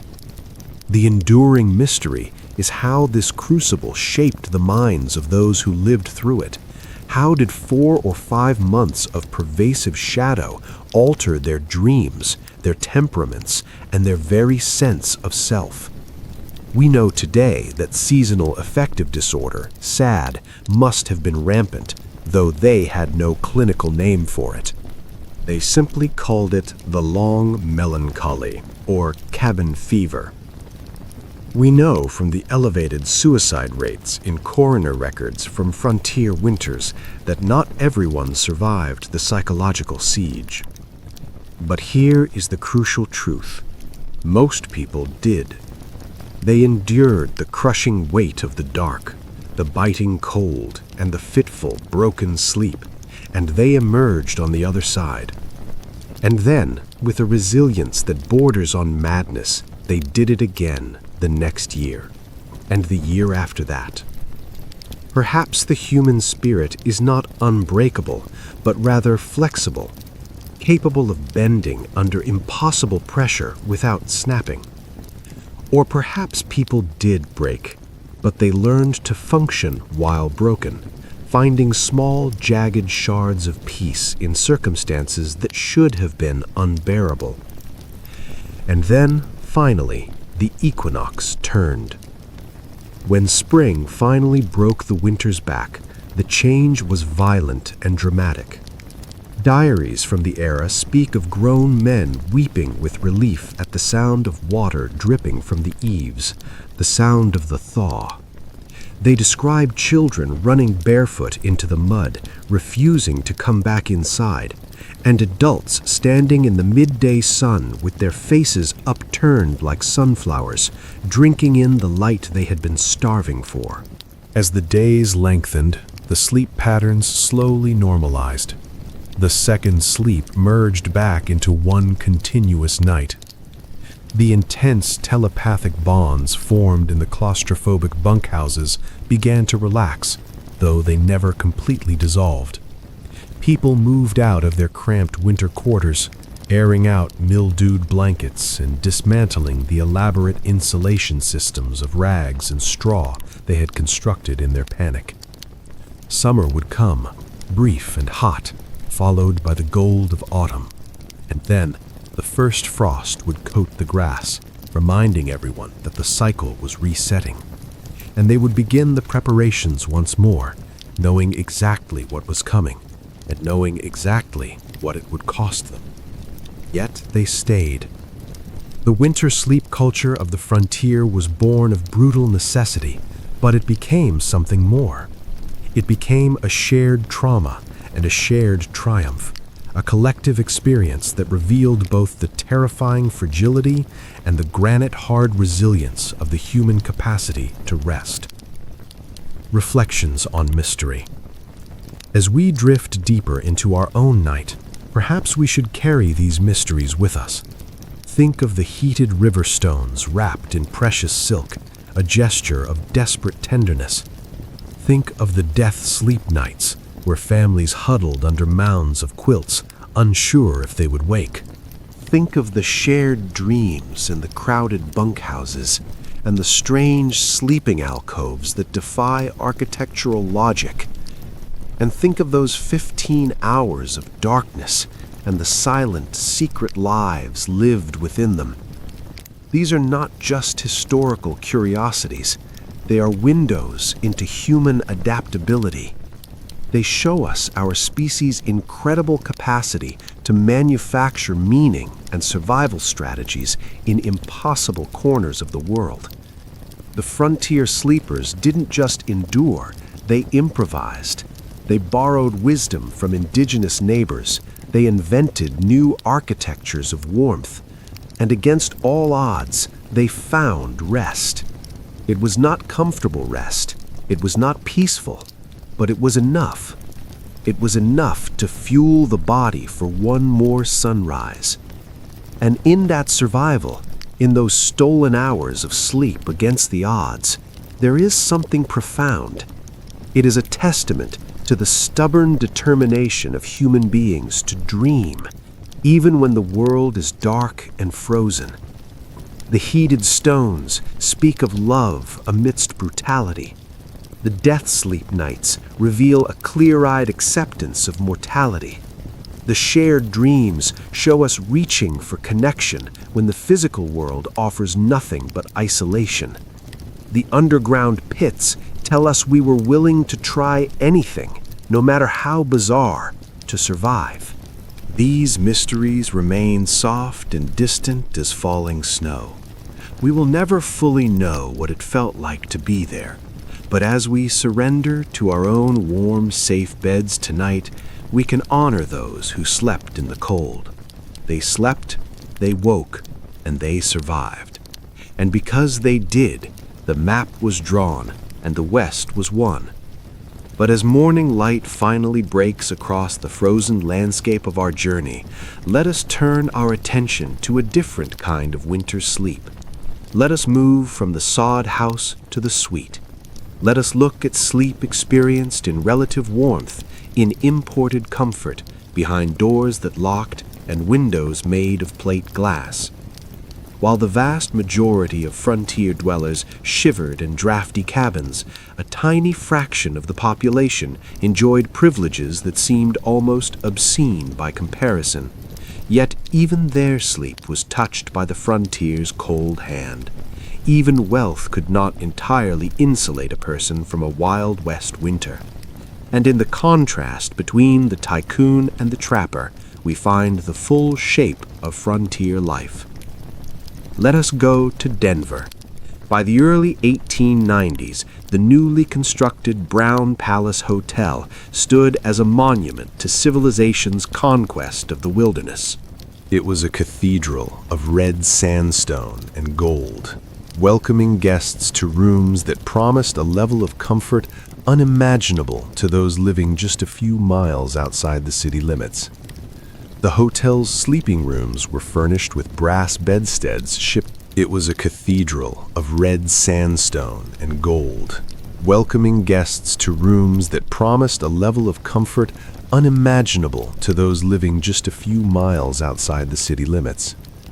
The hotel's sleeping rooms were furnished with brass bedsteads shipped by rail from Chicago. The mattresses were stuffed with genuine goose down, not prickly prairie straw. The quilts were stitched by professional seamstresses, not patched together from old coats. Each room boasted a fireplace with a damper that actually functioned, controlling the flow of smoke and heat with a precision that a sod house dweller could only dream of. The windows were double-paned glass, a luxury so extreme that guests would sometimes just stand and stare through them, marveling at the clarity and the way they held back the wind without that constant, high-pitched whistling draft. But here is what the hotel advertisements didn't mention. Even in these opulent rooms, sleep in a frontier winter was never fully secure. The fireplaces, for all their marble mantels, still required wood and coal, and supply lines could be severed by blizzards. The hotel staff, responsible for maintaining fires in hundreds of guest rooms, worked around the clock in a frenzy. But on the coldest nights, the death sleep nights, they simply couldn't keep up. Guests paying top dollar would wake to find their breath fogging the air of their suites. They would find the water in their porcelain pitchers frozen solid.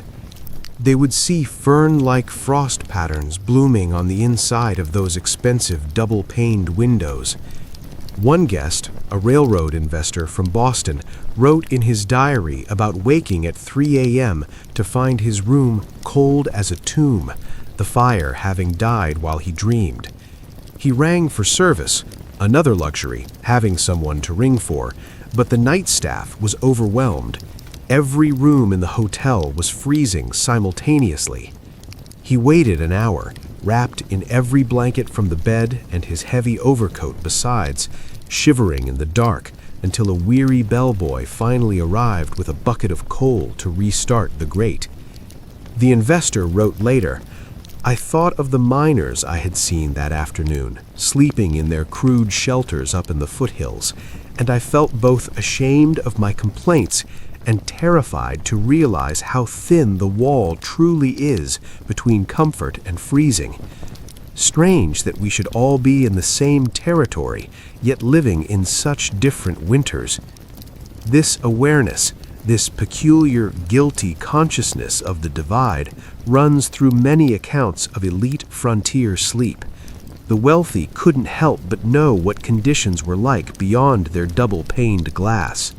They saw it every day, and in the deep cold of the night, when the fire died and the hotel room plunged into darkness, for a few hours the money didn't matter. The cold was the great equalizer. Their servants came from those drafty cabins. Their coachmen slept in stables that were barely warmer than the open air. The gap between the sleep of the tycoon and the sleep of the commoner was visible, tangible, and impossible to ignore. In the chaotic boomtown of Deadwood, during the height of the gold rush, a different kind of elite emerged. These were men who had struck it rich suddenly and spectacularly, and who spent their newfound gold dust in ways that revealed both imagination and desperation. One such man was Samuel Granger. He had made his fortune on a claim he bought for pennies from a discouraged prospector. Within 6 months, he had built a house that locals dubbed Granger's Folly, a 2-story structure with real, planed wooden floors, plastered walls, and a master bedroom featuring a cast-iron stove imported all the way from St. Louis. But it was his bed that became legendary. He commissioned it from a master furniture maker in San Francisco. It was shipped in pieces up the Missouri River, then hauled overland by ox wagon at extraordinary expense. It was a monolith of mahogany, with posts that reached nearly to the ceiling and a canopy of heavy velvet curtains that could be drawn closed to create a warm, dark sanctum, a room within a room. The mattress was not prairie straw, but horsehair layered over steel coils, actual springs, a marvel of engineering to a miner's back. He slept on sheets of Egyptian cotton and under blankets of merino wool. By frontier standards, this bed was a palace. Men who saw it spoke of it in hushed, reverent tones. To sleep in such luxury in the middle of a deadwood winter seemed like a detail torn from a fairy tale. But Granger himself told a different story. In a letter to his sister back in Philadelphia, he described his sleep as troubled. "The silence here is different than home," he wrote. "It is not a peaceful silence, it is a waiting silence. I lie in my fine bed and I hear the wind, and I know it is trying to get in. The house creaks and settles like a ship at sea. I think of the men sleeping rough in the gulches, freezing in their bedrolls, and I feel strange about my comfort. Not guilty exactly, but strange, as if I am play-acting at civilization while the real world waits just outside the glass." He also mentioned a peculiar insomnia. Despite the warmth, despite the down pillows, he often woke in the night and could not return to sleep. He would light a kerosene lamp and read, or simply lie there staring at the velvet canopy. The comfort, he suggested, was almost too much. His body didn't trust it. Some primal part of him remained alert, waiting for the fire to die, waiting for the cold to return, waiting for the luxury to be revealed as a temporary illusion. This restlessness appears in many accounts from the frontier elite. It was a psychological inability to fully relax, even when physical conditions were perfect. It was as if sleeping too comfortably felt dangerous, like letting your guard down in enemy territory. The truly wealthy, the railroad barons, the cattle kings, the territorial governors, often lived split lives. They maintained palatial residences in growing cities like Denver or San Francisco, or even back east. But their business required them to travel to the bleeding edge of the frontier, and winter travel between these worlds became its own peculiar ordeal, a journey where wealth provided options but not immunity. Consider Caroline Mason. She was the wife of a cattle baron who owned vast ranges in Wyoming. She kept detailed journals of her winter travels between their Denver mansion and their remote ranch headquarters. The contrast between her sleeping arrangements from night to night is almost comical in its extremity. In Denver, she slept in a massive four-poster bed with a feather mattress in a room heated by a modern coal furnace that piped hot air through metal registers in the floor. Her nightgowns were silk and flannel. Her bedroom slippers were lined with rabbit fur. She had a maid who would warm her sheets with a long-handled brass pan filled with glowing coals before she retired. But when business called her husband north, she went with him, and then she slept in stagecoach way stations, rough, hastily built shacks where a dozen travelers might crowd into a single room, sharing beds with strangers, praying the fleas wouldn't be too vicious. She slept in paper-thin hotels in cattle towns where she could hear every cough and conversation in the adjacent rooms, and where the heat was controlled by whoever woke up first to stoke the stove. She slept, on one memorable occasion, inside the stagecoach itself after a blizzard stranded them on the trail. The coach was half buried in snow, and she huddled with the other passengers under a pile of every coat and blanket they possessed, listening to the wind howl. "I have slept in the finest hotels in New York and Paris," she wrote after that incident, "and I have slept in a frozen stagecoach listening to wolves." Sometimes these experiences are separated by mere weeks. This territory makes strange Democrats of us all, at least when it comes to winter. Her journals reveal a critical truth. Wealth in the frontier context was precarious. It could buy you comfort, but that comfort was conditional. It was always at risk of being stripped away by a storm, a broken wheel, or the simple, crushing reality of distance. The elite could not separate themselves from the frontier's harshness. they could only negotiate with it. The social rituals around sleep were equally fascinating. In established towns, as winter set in, the wealthy would gather for evening socials, dinners, card games, and musical performances in parlors warmed by stoves that consumed wood at prodigious rates. These gatherings were partly about entertainment, but they were also an act of defiance. They were a way of asserting that civilization could maintain its rhythms even here, even now, in the dark. But they had a practical function too. Traveling home after such an event through unlit, freezing streets was dangerous, so hosting families would often offer their guests the option to stay overnight. This created a peculiar, forced intimacy. Social peers would suddenly find themselves sleeping in the same house, sometimes sharing rooms or even beds, reviving the old colonial tradition of bundling that most thought they had left behind in the previous century. A Denver socialite named Margaret Whitfield described the awkwardness in her correspondence. One wakes in a guest room to find frost on the windows and the fire long dead.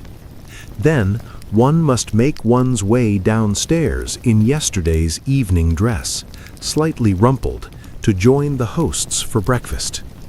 Everyone pretends this situation is perfectly normal and dignified. We maintain the forms even when the conditions make them absurd. We dress for dinner, even though we may all sleep in our clothes afterward. We use the good china, even when the water is frozen. There is comfort in the ritual, I suppose, even when it serves no practical purpose.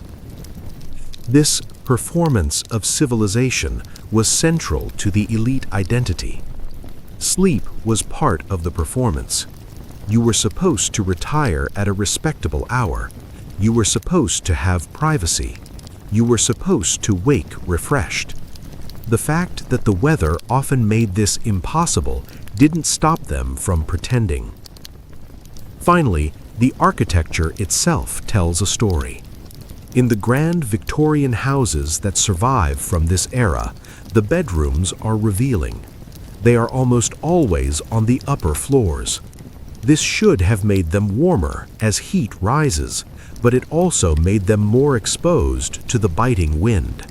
They have multiple large windows, symbols of wealth that provided light but leaked heat. And curiously, despite the overall grandeur of these mansions, the bedrooms are often surprisingly small. Why? Thermodynamics. Even the wealthy understood the physics of the frontier. You might have a massive ballroom for showing off, but your bedroom, where you spent your most vulnerable, unconscious hours, was kept compact, because a small room is easier to heat with a single fireplace. And then there was the sleeping porch. Many elite homes featured these enclosed, unheated spaces where people slept in the belief that cold, fresh air was healthier than warm, stale indoor air. This was a fashionable health theory in the late 19th century, part of the sanitarium movement to prevent tuberculosis, and the frontier's wealthy embraced it with enthusiasm. Perhaps they embraced it because it gave them a way to reframe their reality. Sleeping in the freezing cold wasn't a necessity anymore, it was a sophisticated health choice. One such sleeping porch survives in a mansion in Montana, now preserved as a museum. It is a glassed-in box on 3 sides, containing a narrow iron bed and a small table. A placard on the wall explains that the lady of the house slept there year-round, believing the sub-zero drafts promoted vitality and strengthened the lungs. But what the placard doesn't mention is the room next door. Immediately adjacent is the master bedroom, featuring a massive fireplace, heavy velvet curtains, and thick rugs. This was maintained and used by her husband.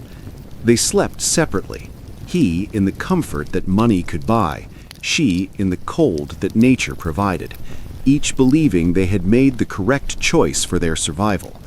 And in that image, we see the frontier winter in all its complexity, a place where survival was a daily negotiation, where dreams were haunted by the cold, and where sleep, whether on a dirt floor or a mattress of goose down, was the most precious commodity of all.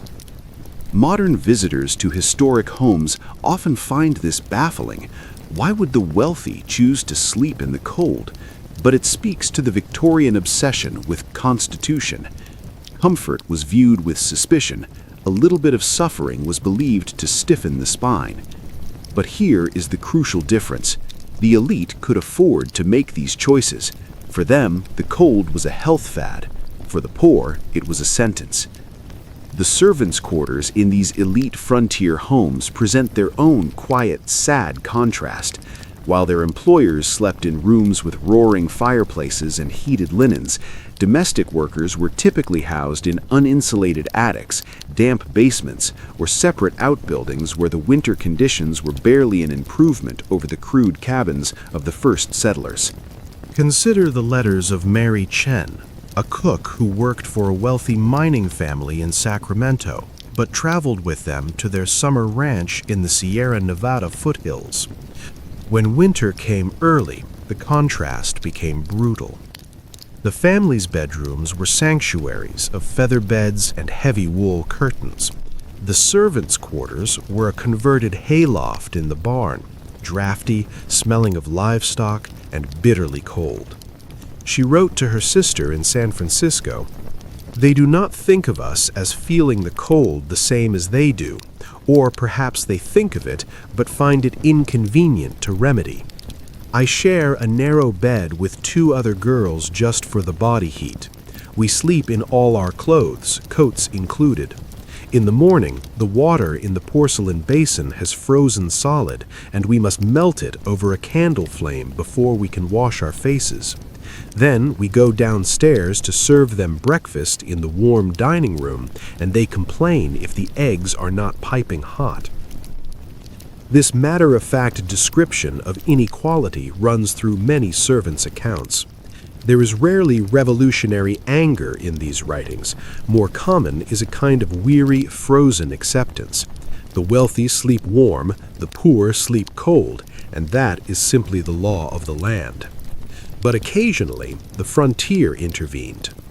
During severe blizzards, when the wind chill dropped so low that keeping multiple fires burning became impossible or dangerous, households would sometimes be forced to consolidate. The rigid social hierarchy would collapse into a single room.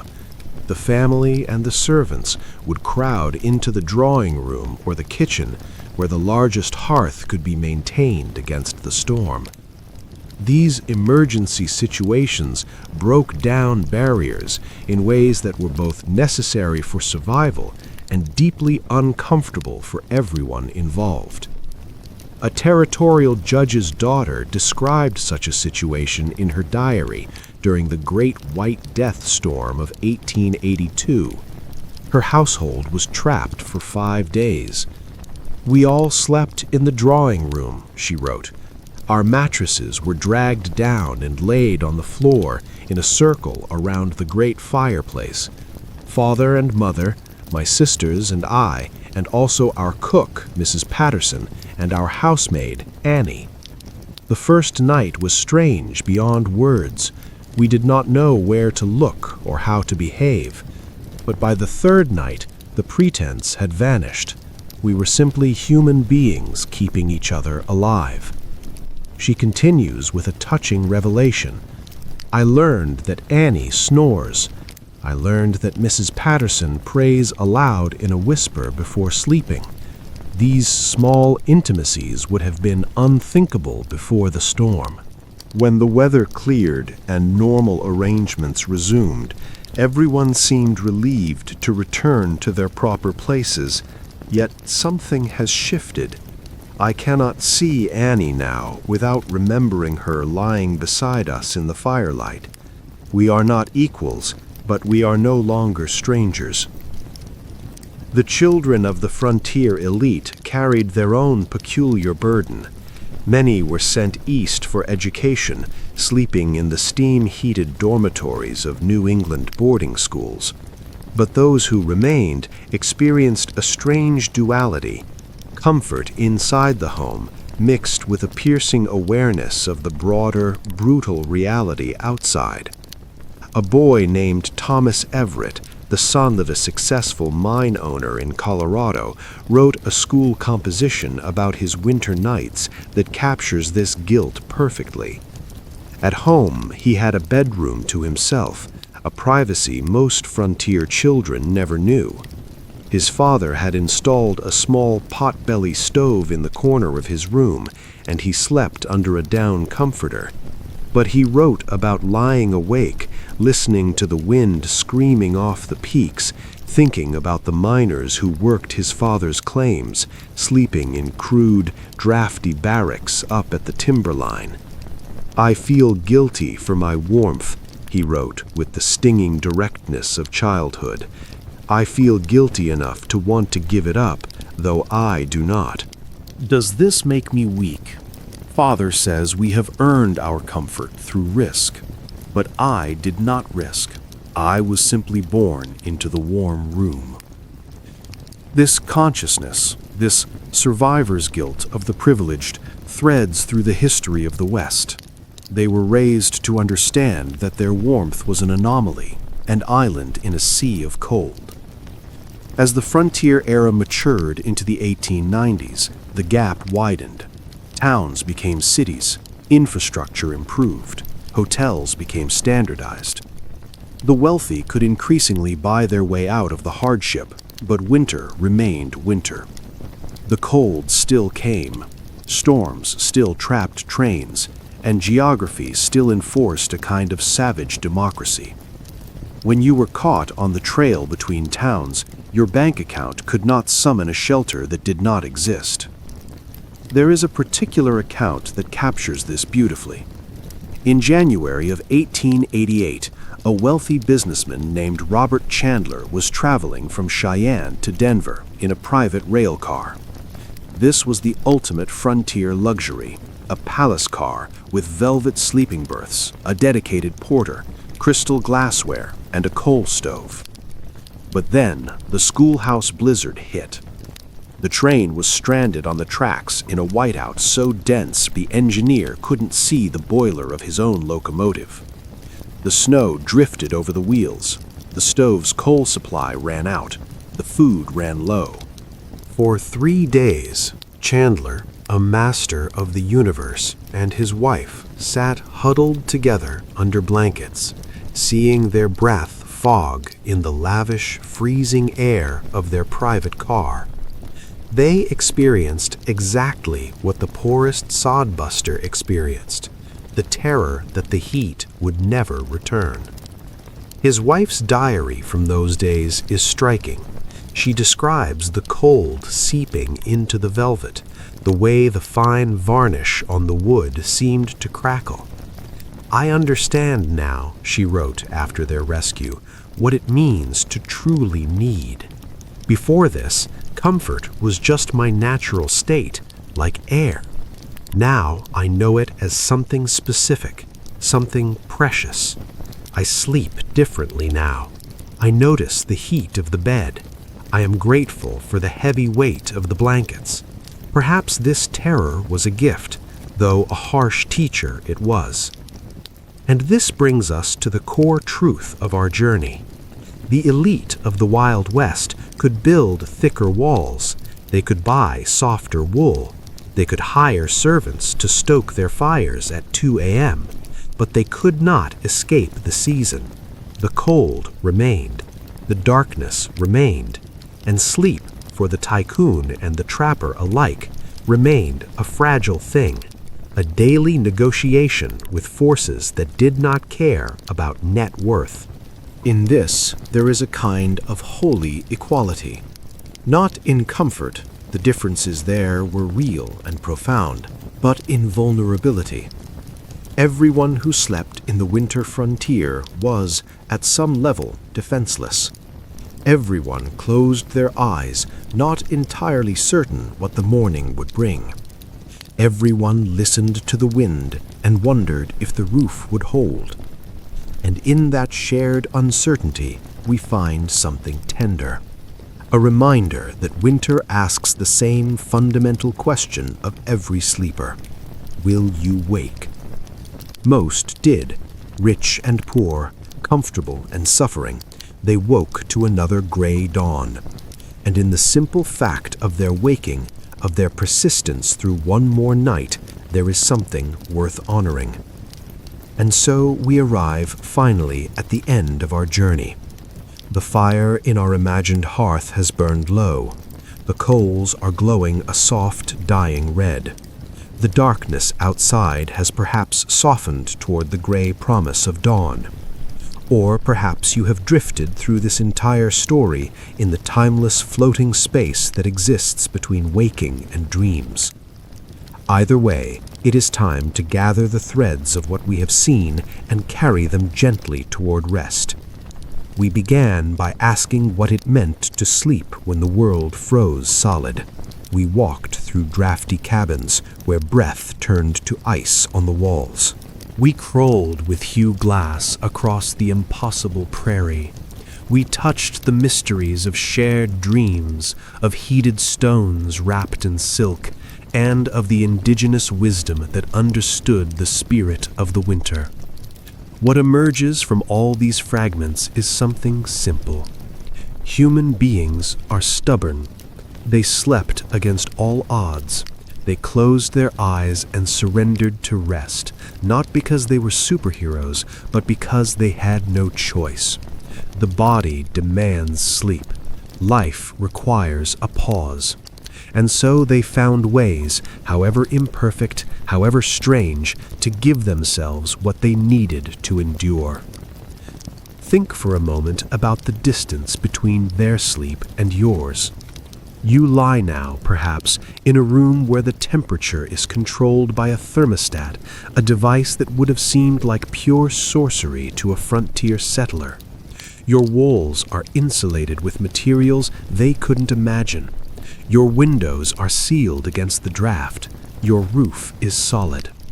If you feel a chill, you can simply pull up another blanket from a closet that holds more bedding than an entire frontier family owned in a lifetime. You are safe from the wolves. You are safe from the weather. You are warm without effort. You can sleep without vigilance. This is no small thing. This is a victory so complete we barely notice it anymore, but it was won by those who came before us. It was bought with the shivering nights of our ancestors, who learned how to build better shelters, who learned how to tame the fire, and who passed that knowledge forward until warmth became ordinary instead of miraculous. The frontier sleepers didn't know they were building this future for you. They were just trying to survive until Tuesday. But their persistence, their refusal to give up even when sleep was a terrifying test of endurance, created the foundation for the comfort you feel right now. There is a quiet heroism in that, not the heroism of gunfights or gold rushes, but the quiet, uncelebrated heroism of ordinary people doing what must be done. Closing their eyes despite the cold, breathing slowly despite the fear, trusting that the sun would rise even when the night felt endless.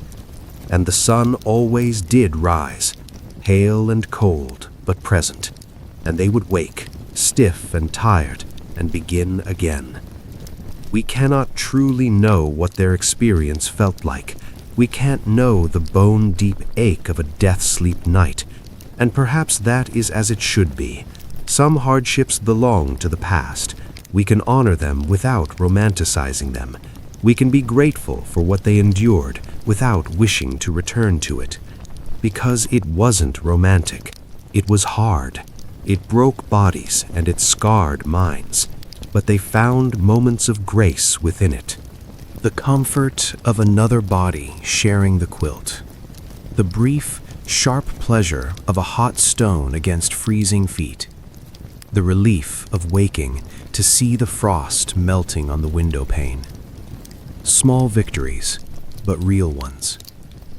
As you drift now toward your own sleep, warm, safe, and protected, carry with you an awareness of this inheritance. The warmth you enjoy was not always available. The security you feel was not always certain. What seems ordinary to you was a dream to them. You are the beneficiary of all that learning, all that suffering, and all those long nights. Your comfortable bed is a monument to their endurance. This is worth remembering, not to make you feel guilty, but to help you feel held. To sleep warm is a privilege, and like all privileges, it is made sweeter by the awareness of its value. The frontier winter nights are long gone. The cabins have collapsed into the earth. The blankets have turned to dust. The physical evidence has vanished, but the connection remains. We are connected to them through this most basic human need, the need to rest. So sleep well tonight. Let yourself sink into your comfortable rest without guilt, but with deep gratitude. Close your eyes knowing you are safe. Remember, just for a moment before sleep takes you, that this safety is a gift. Outside your window, the world continues. Perhaps it is winter where you are. Perhaps it is summer. It doesn't matter. What matters is that you have shelter. You have warmth. You have the luxury of a sleep that is restorative rather than merely sufficient. The frontier sleepers would be glad for you. They endured the cold so that eventually someone, you, could sleep in the warmth. So trust your walls to hold. Trust your roof to shelter you. Trust that the morning will come and that the cold cannot reach you here. And if you dream, perhaps you will dream of winter. Not the brutal, killing winter of the Wild West, but a gentler season. A winter seen from inside a warm room, where the snow falls softly against the glass, and the stars are bright and beautiful because they are distant. The fire has died to embers. The story is told. The long winter night of the frontier has passed into history, and we remain here in the warmth of the present. Rest well, sleep deeply, and when you wake, as you will, perhaps you will notice, just for a second, how miraculous it feels to wake up warm. Good night.